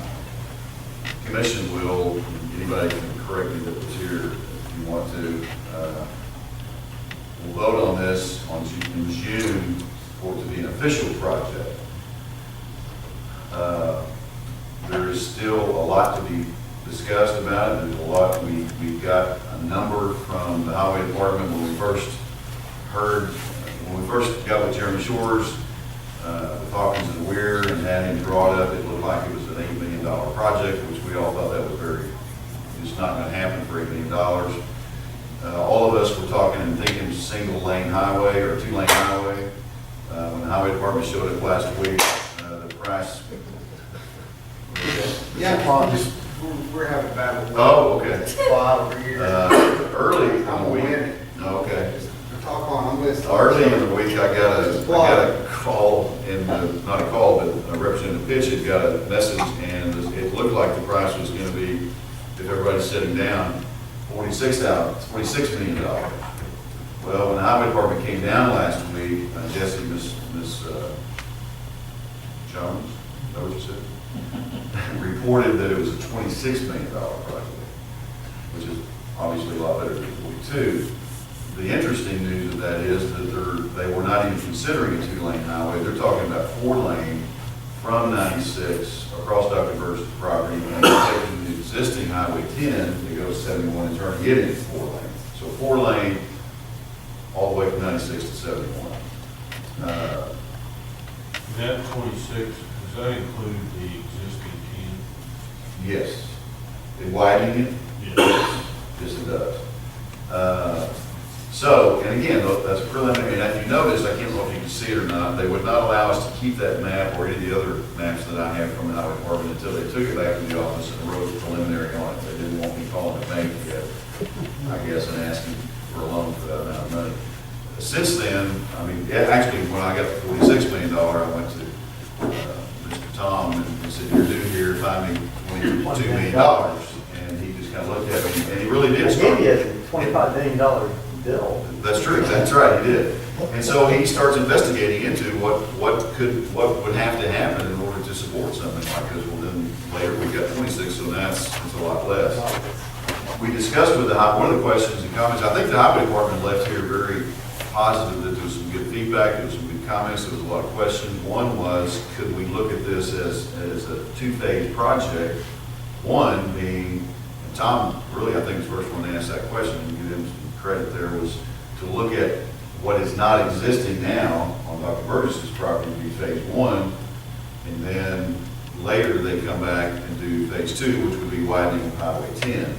Therefore, the city would only be responsible for, and let me stop right there and say, the best explanation I have on how much money the city has to have, and Mr. Terry asked that question point blank, and it's the more money you have, the quicker it will happen.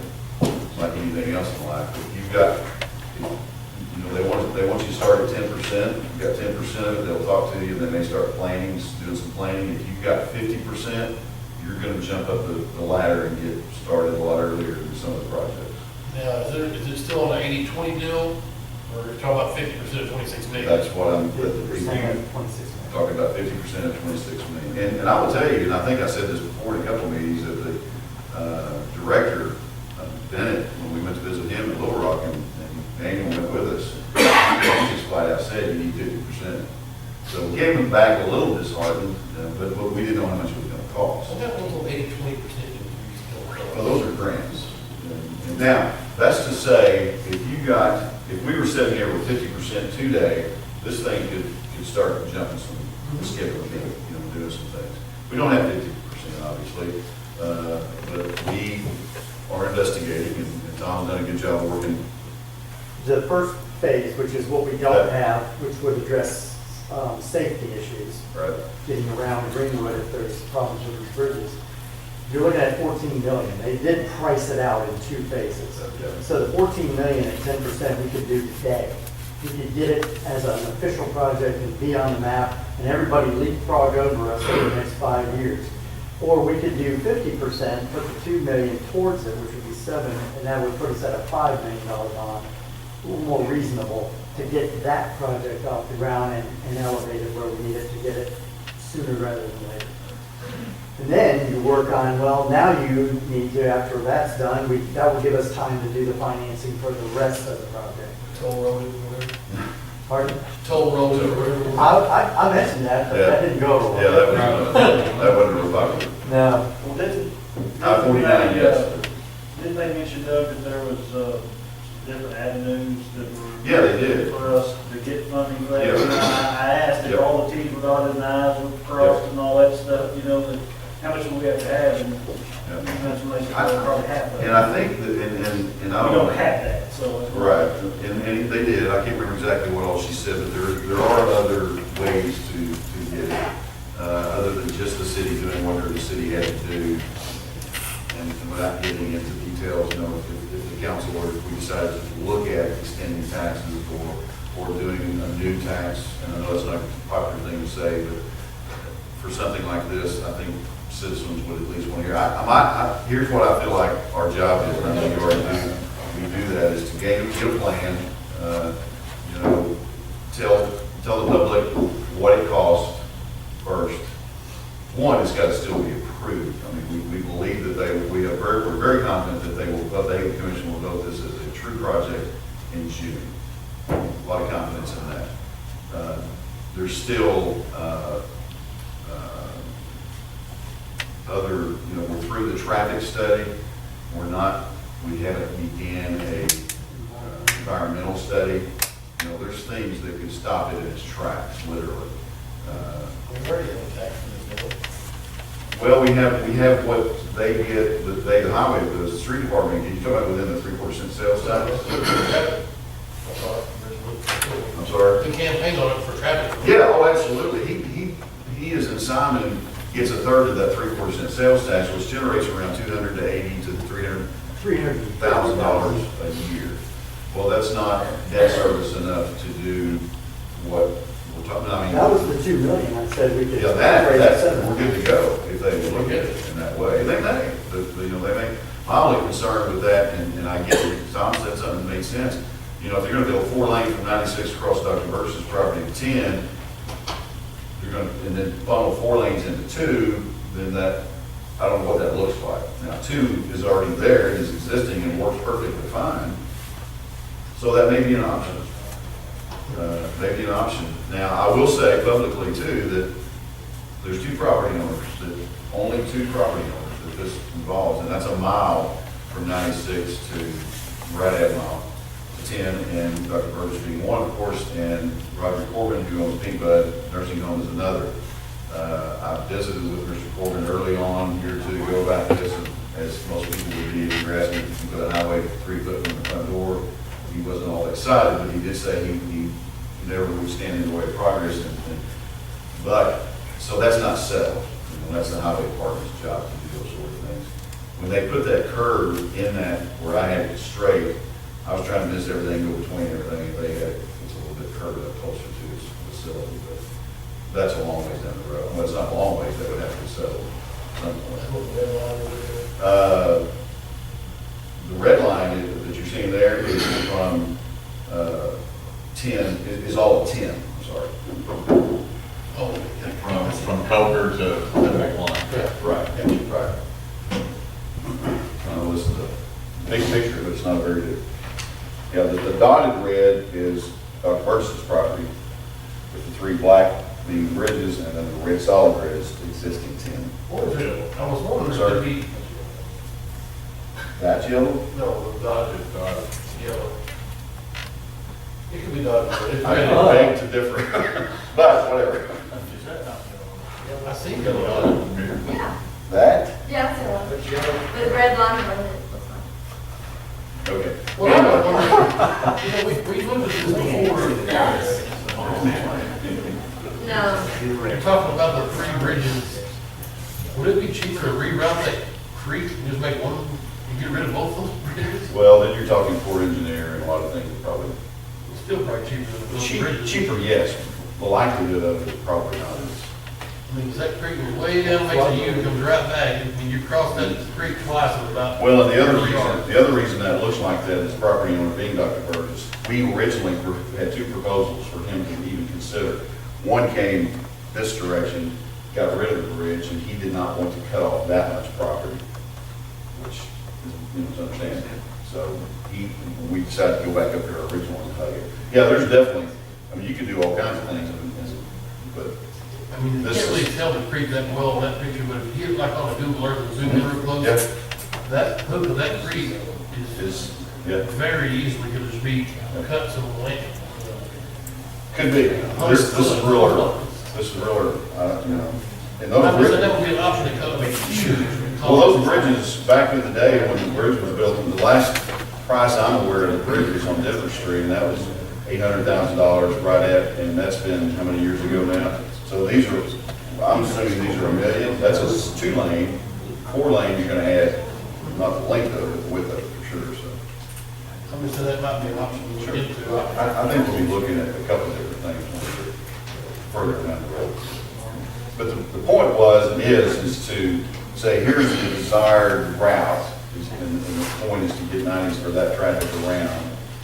And then the other point was to start looking seriously, what would it, we kind of got an idea of the cost now, a little bit better than we did, but what truly has to happen to make that happen, to have it go. So it makes a bonus ratio.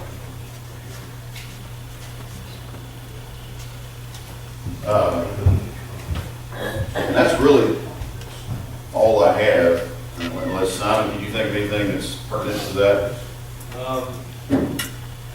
The only thing that I can think of off the top of my head that you might not have discussed was there's grants that are available to help pay for the city's portion. He said that, and I didn't know exactly, I couldn't remember exactly what they were. But You know, we'll definitely explore those avenues once it gets approved by the commission.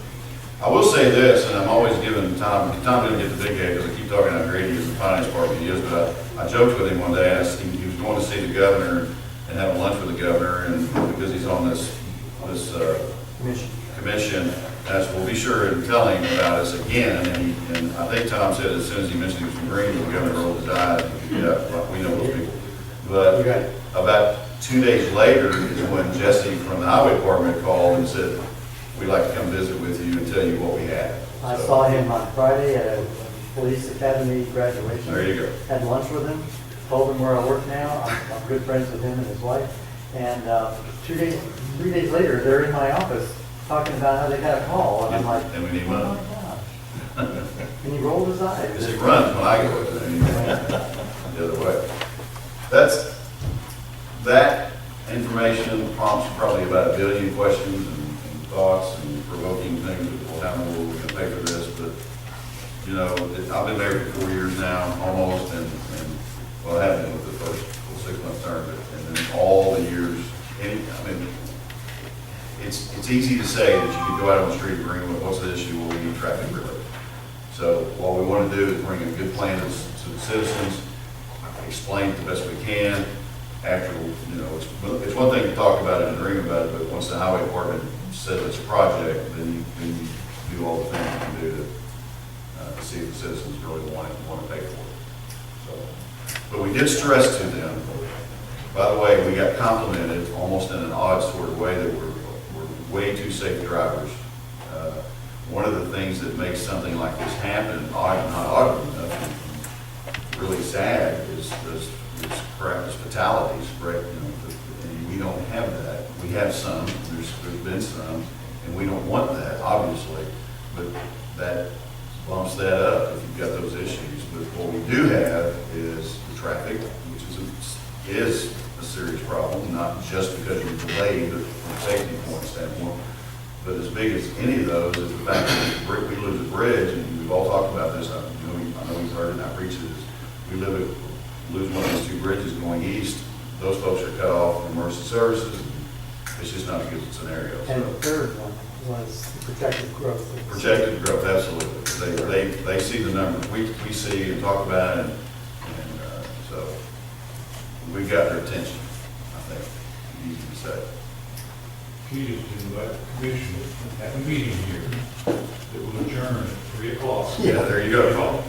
Well, that's kind of like when Congressman Womack was here a couple of years ago, and she was sitting there with me having lunch, and happened to have Jeff Turner there. This was not planned. I mean, it looked like a scene from a movie where you're trying to sell a house and you have a deer run in front, you know, to make it look cool. But we were sitting in a pizza bar and eating lunch, and there was 4 or 5 of us, and I was in Simon's first week on the job, I think. And he asked me, what's the issue in Greenwood? And I said, well, it's funny you should ask. And it was about that time. And I mean, ambulances were going by, and you couldn't see across the street from the traffic. And I said, that's our issue. I said, you know, we know we're not in Northwest Arkansas. We don't deal with that, but we deal with this, and it's an issue. And he agreed, and he said, you set this up. And I said, no, I promise you I didn't. But that's when he referred to it as a shoe fly. And I said, you can call it what you want. Can you help us get some money? So, there's a lot of people, everybody's aware of it. I don't think we go anywhere anymore that they're not all aware of what we're talking about. Yes, sir. Last point, all that you talked about in the meeting today, did it still include resurfacing Tinsburg? Yes. Before we took it over? Well, that did not come up here, but I got an assurance from the commissioner himself. Because again, that's another point, that one of the things that he had 4 things to make happen: money, You said money about 4 or 5 times, 2 or 3 times, whatever it was. You have the property either bought or you have the easements are appropriate and we're ready to do that. Dr. Burton, again, is not, I mean, he is all about this and he wants this done. He is, I told him a couple times, we like the way to buy it. I think there was a comment from the council one night and he said, I want to sell it to you, but I want you to, I don't want you to buy it from you until it's going to happen. But the other thing was turning over a section of highway to either municipality or county, of course that being us. So yes, to answer your question, we would be looking at inheriting Highway 10 spur all the way through town to 71. And I said to him, wasn't joking, but I tried to do it a little bit. I said, would you overlay that for me before we inherit it? He said, we don't turn over highway unless it's in perfect or good condition. Now, that's an issue to consider, obviously, because according to, I don't know what the state, but they say these highways are going to be overlaid every 7 years. Well, I've lived here all my life, and I've never, ever, I think I remember once when it was all overlaid at the same time. Usually it's just pieces. I don't remember one time that they had shut down. So obviously you're taking on about 2.5 miles of highway from now and forever maintain. Have you all asked the highway department years on maybe, and Simon may know, so there's a lot of little communities in Arkansas that are our size. And what is the funding, you know, and I see projects going on in these other communities, street projects, which are very, very expensive. So we've spent 10 years to save $2 million, and that just won't touch anything we're talking about. What funding mechanism do these other communities use to be able to come up with that money?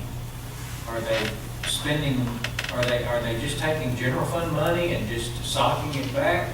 Are they, so are we just spending too much of our general fund money on our departments that we currently have? I've been in with Paracle because I used to work there for 5.5 years. And Maryville is just slightly larger than us. Yeah, well, 25,000. That's, okay, twice as large as. But they actually built a bypass, and they're doing a second section of a bypass, but it's a 2-lane bypass, not a 4. But I want to talk with them and find out what they did for the funding, a little bit more about how they, approached it.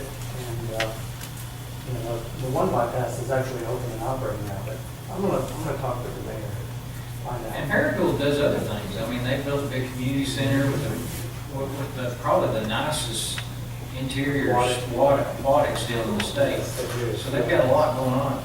But we're doing something wrong. I've been on the council for well over 10 years, and this is just an insurmountable problem with streets. I mean, some things we can handle. I mean, we can get a fire truck, we can get policemen on the streets, we can get these small things, but I don't know how you can come up with $20, $30 million. We spent 10 years to save 2. And the only thing we spent out of it was we bought a bridge that was an 80-20 match, our 20 to their 80. And we bought a few backhoes and pavers and some other stuff. We pretty much saved the bulk of our money. And I just don't know how you can, I don't know how other communities do it. I'm wondering if it's. We're not going after revenue that could be coming to us. I just don't, I mean, we can't. That may be the case. Some of the times the highway department comes in, and they've said that before. We'll just do it. That sometimes they just come in and do stuff. If you've got, again, you got a good point. I mean, how does it happen? Because I've asked the same question. If you're sitting there with 50%, this is going to happen, it's going to happen in a few years, take a couple of years. If you don't, again, Jesse's touched very lightly on other avenues of money. We don't know that yet. We're going to find out for sure. I can see how Fort Smith does it. They continually put in place that 1% sales tax for streets.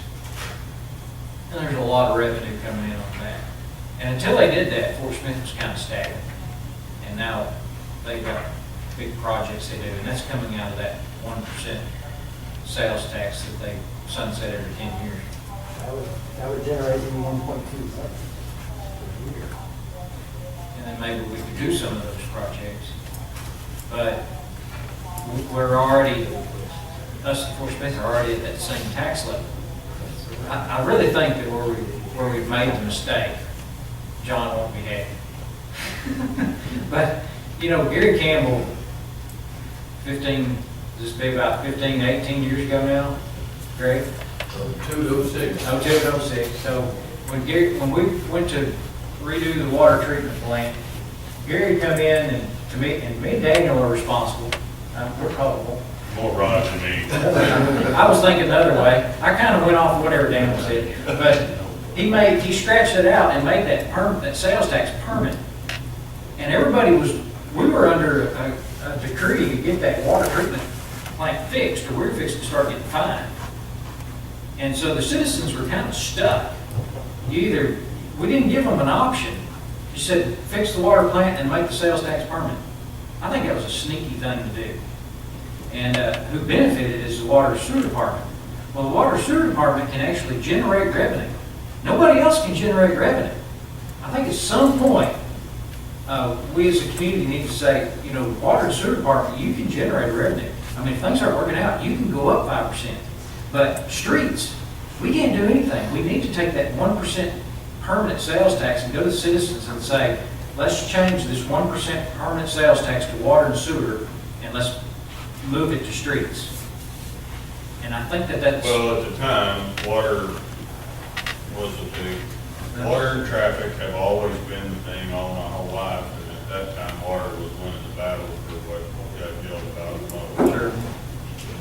Sure. But I think we've kind of really put ourselves in a bad spot when we made it permanent.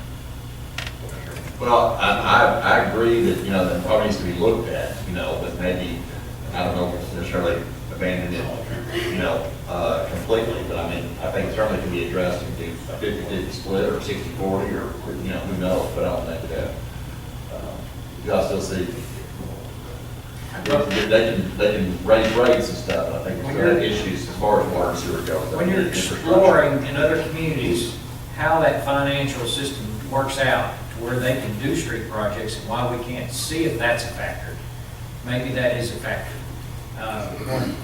And I have my college roommate was city attorney of North Little Rock, and he always told me, he said, your water and sewer department are one of those departments that make you money. He said, you want to do something, you use them, they make their own money. He said, I don't understand why y'all continually had operated in the deficit, and then you've got this extra help of this 1% permanent sales tax to a department that actually generates revenue. He said, everything else is going to suffer because of that. And I kind of think it makes sense. It's just thought. So we just I agree. go to the council to repeal the tax, is that how that works? No, it'd be the citizens would have to change it and move it. I'm looking to buy some new revenue stream. Sanitation. And we discussed that. I mean, We talked about that a lot. I mean, there's all department heads, I mean, it's just, and we talked about that. Trying to figure it out. It's a good time to go. Any questions regarding that report? Well done, Mayor. Thank you, sir. Number 11, leave early, make it coming late. That's right, exactly. He said he voted yes on that. Oh, did he? Okay. If we vote, I gotta be at work, I gotta leave. We got finance department resolution pending financial policy, purchase orders. As you know, you approved the changeover from our current purchasing card, which was with Regions and with Fuel Man, to RVest. So what we did is we revised the actual procedures, and we included some things that you'll see in yellow on the purchasing card policy and procedures, specifically making the change to RVest stipulated in here. We also did some things where we were talking about, we have the opportunity or the ability to go in and suspend a card, stop a card, reissue a card, do temporary credit increases. We have that ability to do it here. We don't have to rely on the actual bank to do it. We have a lot of latitude on this, so that's been written into these policies now. We want the receipts turned in for the purchasing card. That's not an option. That's something that the legislative audit works for, they have to have. So they do a big audit on that as well. So if we don't get them, we're putting language in there that says we're gonna suspend the cards when we get it and bring it. We don't want to keep, having more problems. And the other thing that we put in here is misuse of the card includes, and listed things that we say is forbidden as far as the way to use the card. That's all this does, except for the last page, which is a cardholder agreement. Anybody that has a purchasing card will sign these, basically saying that they understand that these are the policies and these are the procedures that they will abide by. And they advise, our best advise that we have this to hold them accountable for any use or misuse of the card itself. Cards have been issued. Our best cards have earned us 1%. We went all through our basis while you made the decision to go to our best.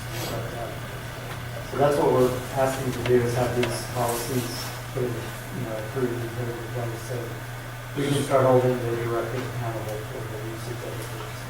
I'll make the motion we adopt the resolution on financial policies. Motion and second. Mr. Brown? Yes. Dr. Johnson? Yes. Powell? Yes. Mr. McDaniel? Yes. Tim Terry? Yes. Terry? Unanimous. Sure, thank you. Now's the time to watch that red light. Drive as fast as you can.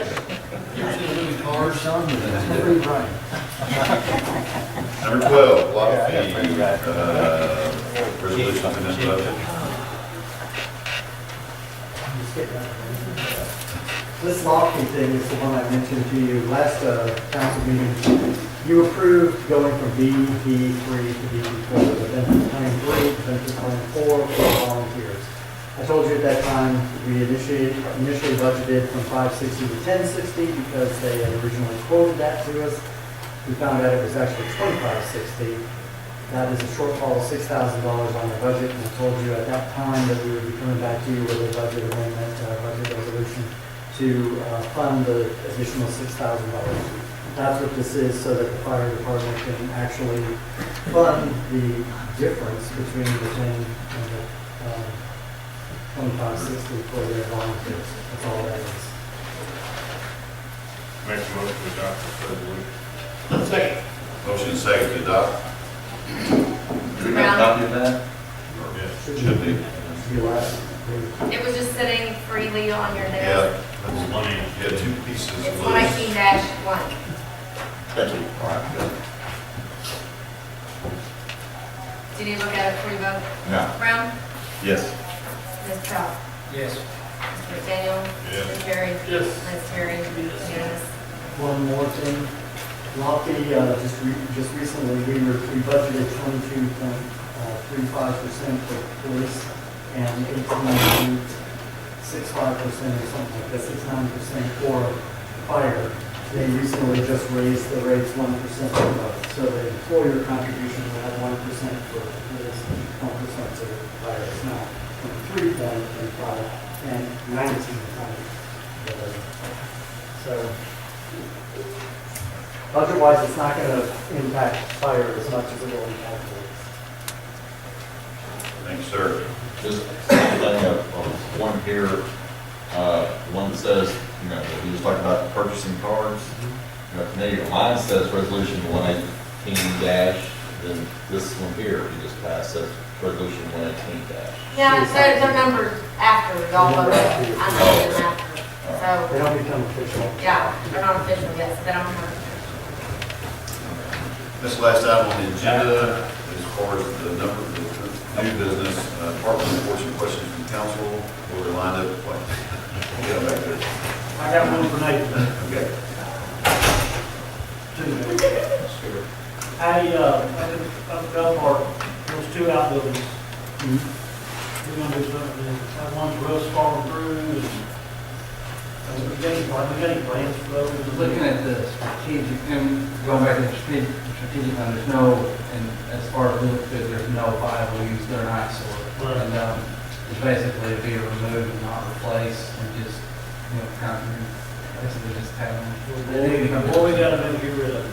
We got the super nice pavilion up there. Right. I was up there last week and I was talking about it. Oh, they are an eyesore. I wanted to, before I jumped in, because I did ask about that the last commission meeting, actually. It was like, I want to make sure they weren't like covering something viable to any of I mean, I know that one used to be in bathrooms and that type of deal. Right. But that one across the roof's got a big old hole in it. Yeah.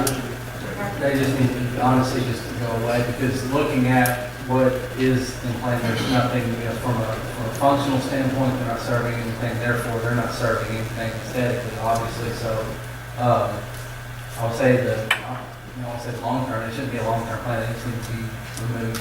If it was asked to work on get rid of them, if that's what we're gonna do, or push them up. One that you're referring to had a well in it. Yeah. Never was dry from the beginning. Never would, or never pumped the water. Right. Well, I'm just saying, I mean, we got, that place looks really nice up there, and you got those two just, they're out, so. And that was actually when I, in my interview, actually asked about those, because I thought they stood out. And and I know that, like I said, it could be a well at pump, and nothing wrong with it. That's just something that I have not, went ahead and addressed directly with them as far as the game plan. If you will, I appreciate it. No, you bet, you bet. I'd like to see something done with it. No, that was it. Anybody else? Thank you, sir. Anybody else for any other department? No, they're asking you. They probably will. Yes, sir. Did you have something? Leave it up to them. Oh, okay. We'll come back. I do have something I want to mention. I don't know if mine's for a department head, but maybe more of a council forum, but this may be something you can just talk to the school about. I know in the tennis courts up there, there's been scuttlebutt about researching those. And I'm not getting into that. But what I'm getting into is the parking lot there by the tennis courts and the softball field, there's not one single light at all there. And fortunately, or unfortunately, my daughter's on the softball team, when they come home tonight, even the tennis team comes home tonight, it's pitch black in that parking lot. The parking lot behind the softball? Yes, that serves the tennis court mainly, but it's also for the softball field. There's no street light at all right there, it's just dark as night. And I know at one point we were paying for the lights, tennis court, there were a couple, yeah. So I thought, well, we ought to be able to come off of one of those poles and put a street light on the other side of one of those existing poles that we're already paying for. So I didn't know who that was. We can call, or adding street light, that's simple. Who services, we call them, tell them that. I've done that a couple of times. Yeah. Well, I mean, like I said, I didn't know. So, and make sure, as you're coming up Daisy from the exit to the first one on the left, that's parking lot. Corner, yeah, Knoxville, or wherever it is, comes downhill. Oh, you're coming down the hill. So the Knoxville and Daisy. The corner of Knoxville and Daisy. parking lot right beside the fence. Yes. Okay, not down below. Okay. Not the one that I'm on. Okay. Okay. Yeah, we'll, hang on here, cool. I mean, and plus people will use that tennis court, and they, when they turn the lights off, if they're coming to use it, which is dark. Okay. Yes, sir. Yeah, here we go. Chad, y'all know Chad, he was involved in an accident this weekend. He just cut a tree down and a limb fell off, it hit him in the head and cracked his skull open. He's all right, but he's not gonna be at work this week, for obvious reasons. He said he's about 3 inches shorter, so he seems to be in good spirits, so we'll just keep him in your thoughts and prayers. Nothing permanent though. I don't know about that. Is this possible? Is it Well, he was at home? home. This is, Off oh. Are you going speaking of lights, are you going to tell us something about that? The light on the sun? Yeah, if that's, no, I'll tell you. We are pursuing trying to get electricity at the new welcome, or not welcome, but the Greenwood Gateway sign. We didn't do it at first because to my knowledge, there was no, having any electricity was not even out there. Well, after we got the sign started, it actually was pointed out to me that there is a light, like a street light pole at the northeast, southeast corner. Is that right? Southeast corner of that parking lot, which is highway parking, that parking right. So after noticing that, if you will, too late as far as getting it first. Anyway, I called Chad Adams, who is the over District engineer. engineering for the highway department. Chad's the one we got our permit through to get our sign built out there. And I said, a couple of questions, Simon and I talked about it, a couple of questions. We had attempted at one time, way before the sign issue came, well, we asked about taking, what it would take to put a sign out there before the permit was even a thought. They said, well, if you would take over that parking right for us, as in maintaining it, then we might be talking about allowing you to put a sign out there. So we pursued that a little bit, and the way that works is you get a airspace agreement with the highway department. You do not own the property, but you maintain it. And you get to do, I want to get, there's some luxuries, if you will, that go along with that. But Fort Smith has the same type of agreement, an airspace agreement with the highway department and the bridge, on the Garrison Avenue Bridge. That's why you're parking and stuff like that. And they don't own it. Of course, the city doesn't own it, but they own the airspace, therefore the highway department allows it. So I called Chad and I said, what's the chances, one, can we revisit that thought process of maintaining it? What brought it up is I thought, if we rely on the highway department to mow and maintain around our new signage, that we're never going to be real happy about it. We already maintain it or have been for a while, to a degree.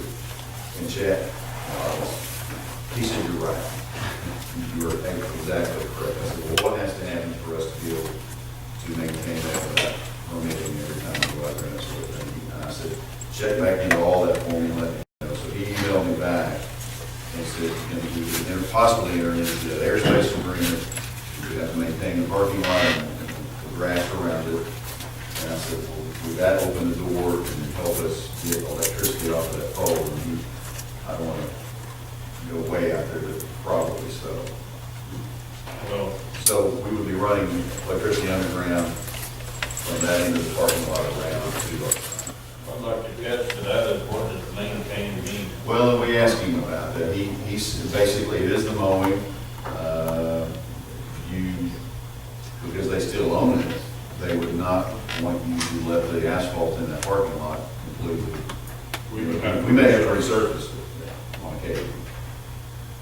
And I know that's an expense. We have the capability and the machine to do that now. Well, one thought I had about it was, and I don't know if you can do this, like a light bulb, I mean, like a street light, light. When you just overhead to like the area. Lit that area up. Well, same difference. Which might cause light in people's eyes to drive it. Right. They're pretty strict. I mean, we had to follow some pretty strict requirements on the permit to begin with. You don't have power parking, they have the regulations. So I'm in conversation with him. My last request from him was to see the likelihood that we just gain electricity due to maintaining, and tell us exactly what you said, what that maintaining is. So I'll come back to the council to say, we can do this, but we have to mow, and we might have to asphalt that parking lot every 10 years or something. I don't think they asphalt once. I don't know. I don't know. Seems pretty well built. Yeah, it hasn't, of course, of course, the turning in there is what tears asphalt up. But that's my plan and what we're working on with highway department. I think the sign looks great. I do too. I really think it was nice. We were a little concerned about, it's low there. You can only do so much to bring it up. Your headlights are gonna hit when you turn corners. But I think it's going to be worth this to I do too. The insignia, I'll give you a quick report, is we're going to cut it out of metal. That's going to happen, and then we're going to probably do what I would consider almost like a wrap on that. And of course, we have to replace that ever so often, the wrap part of it. And then the letter, and that's on us. That is not in the, it wasn't in the budget for the sign itself. The letters Greenwood are in the budget for that, and that will be put on by Circle Construction. So I drive out there every day to see the work that Greenwood's up there. Like I said earlier, so Mike, I said, we'll let you know. You know, okay. I get pretty good updates from you guys as you come in now, different ideas. And it obviously took longer than expected. We did give an extension. We give him a lot of encouragement. A lot of encouragement, yes, absolutely. So that's the answer to that question for you. Okay, anything else for departments and council forum? Go right into, I don't know if that's what you're already doing or have done, or. Because if you don't have anything, I do, as always. Real quick. This young lady is Miss Lauren Weaver. She is the current Miss Arkansas USA. She's from Greenwood, Arkansas, right here in our town, and she is going to Louisiana, Shreveport, Louisiana. I believe Shreveport.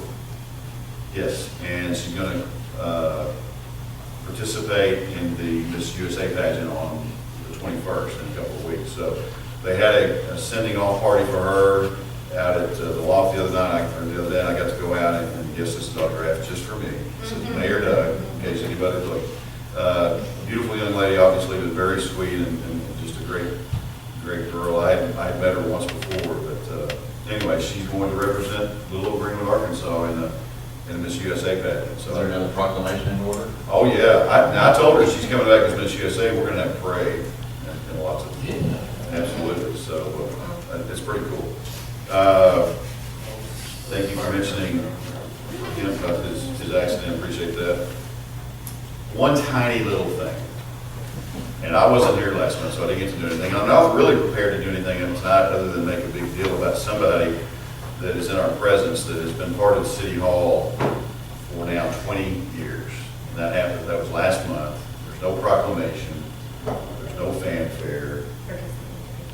But that would be the one I refer to respectively as Charlotte Darius, our city clerk treasurer, has now been in 20 years here at City Hall. So that's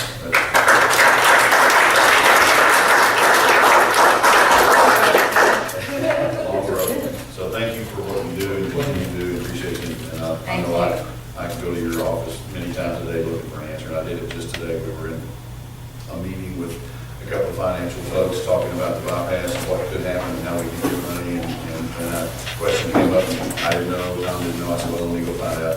Charlotte did. I feel like I'm having to single out a legal. Yeah. A lot of legal permit. questions. Yes, sir. It is, that's something. Periodic, well, number one, your city sales and use tax has recovered back down to its normal 3%. That's what we're anticipating it to be. There was a little bit of a recovery there, or not a recovery, but a downturn that kind of corrected itself. I did give you a new report that I'm going to start doing each council meeting. You're going to get the fund balance report, as I call it. It's kind of like a cash flow. But it's showing you what our actual fund balance is. This is the general fund that you received today.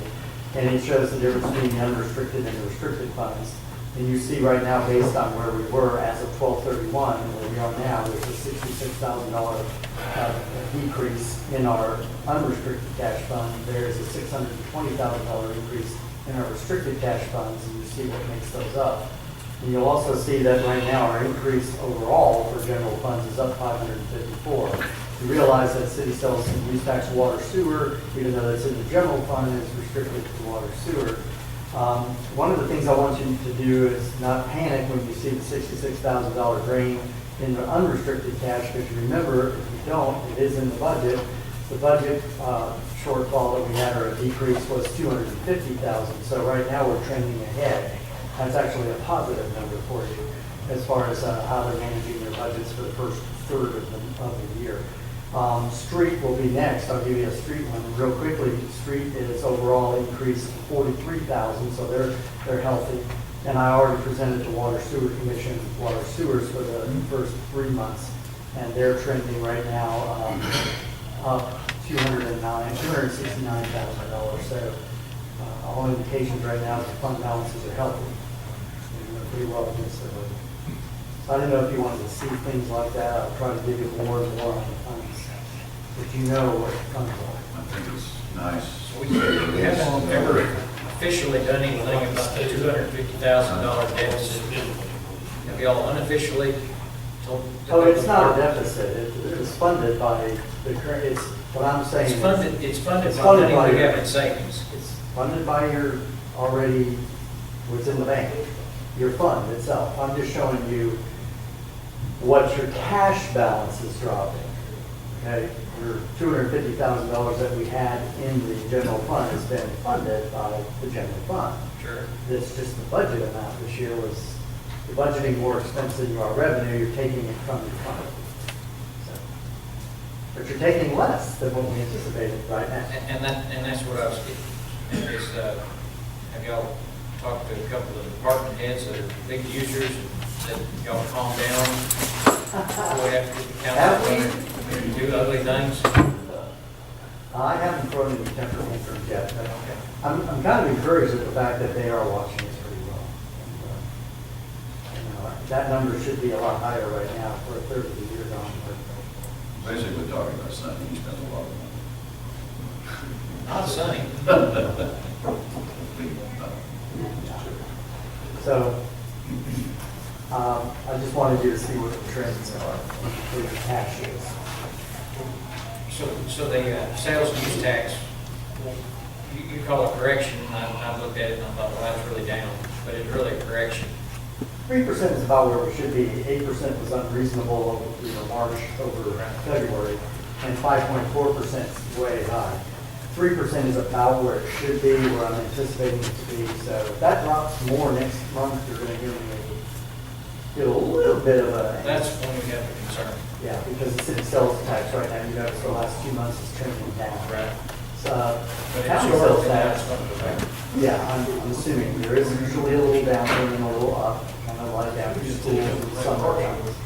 But you're going to notice that the county is actually better by a little percent. We're looking at just under 1% down. We're budgeting it to be about 1% off. Vote, early voting began today, right here at City Hall, over here in the old ED. So, Mr. Bell was the first one in Greenwood, Arkansas to vote, and I talked to Ms. McKinney. She left this afternoon when they closed the bill for the room. I believe, who was standing there with 129 early voters. She said that's pretty good. Everybody, who voted today? So very good. So, but I encourage you to come vote, and if you come early, to beat the crowd. So, if there's nothing further, I have one more question for the mayor. Yes, sir. What color is that tie? Blue. Blue. Red. Red. Okay. Red. It's a red. I have a motion with you. Second.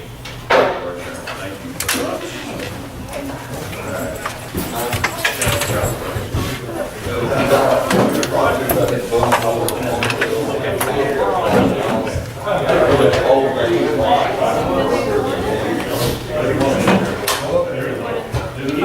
much. I tell you what,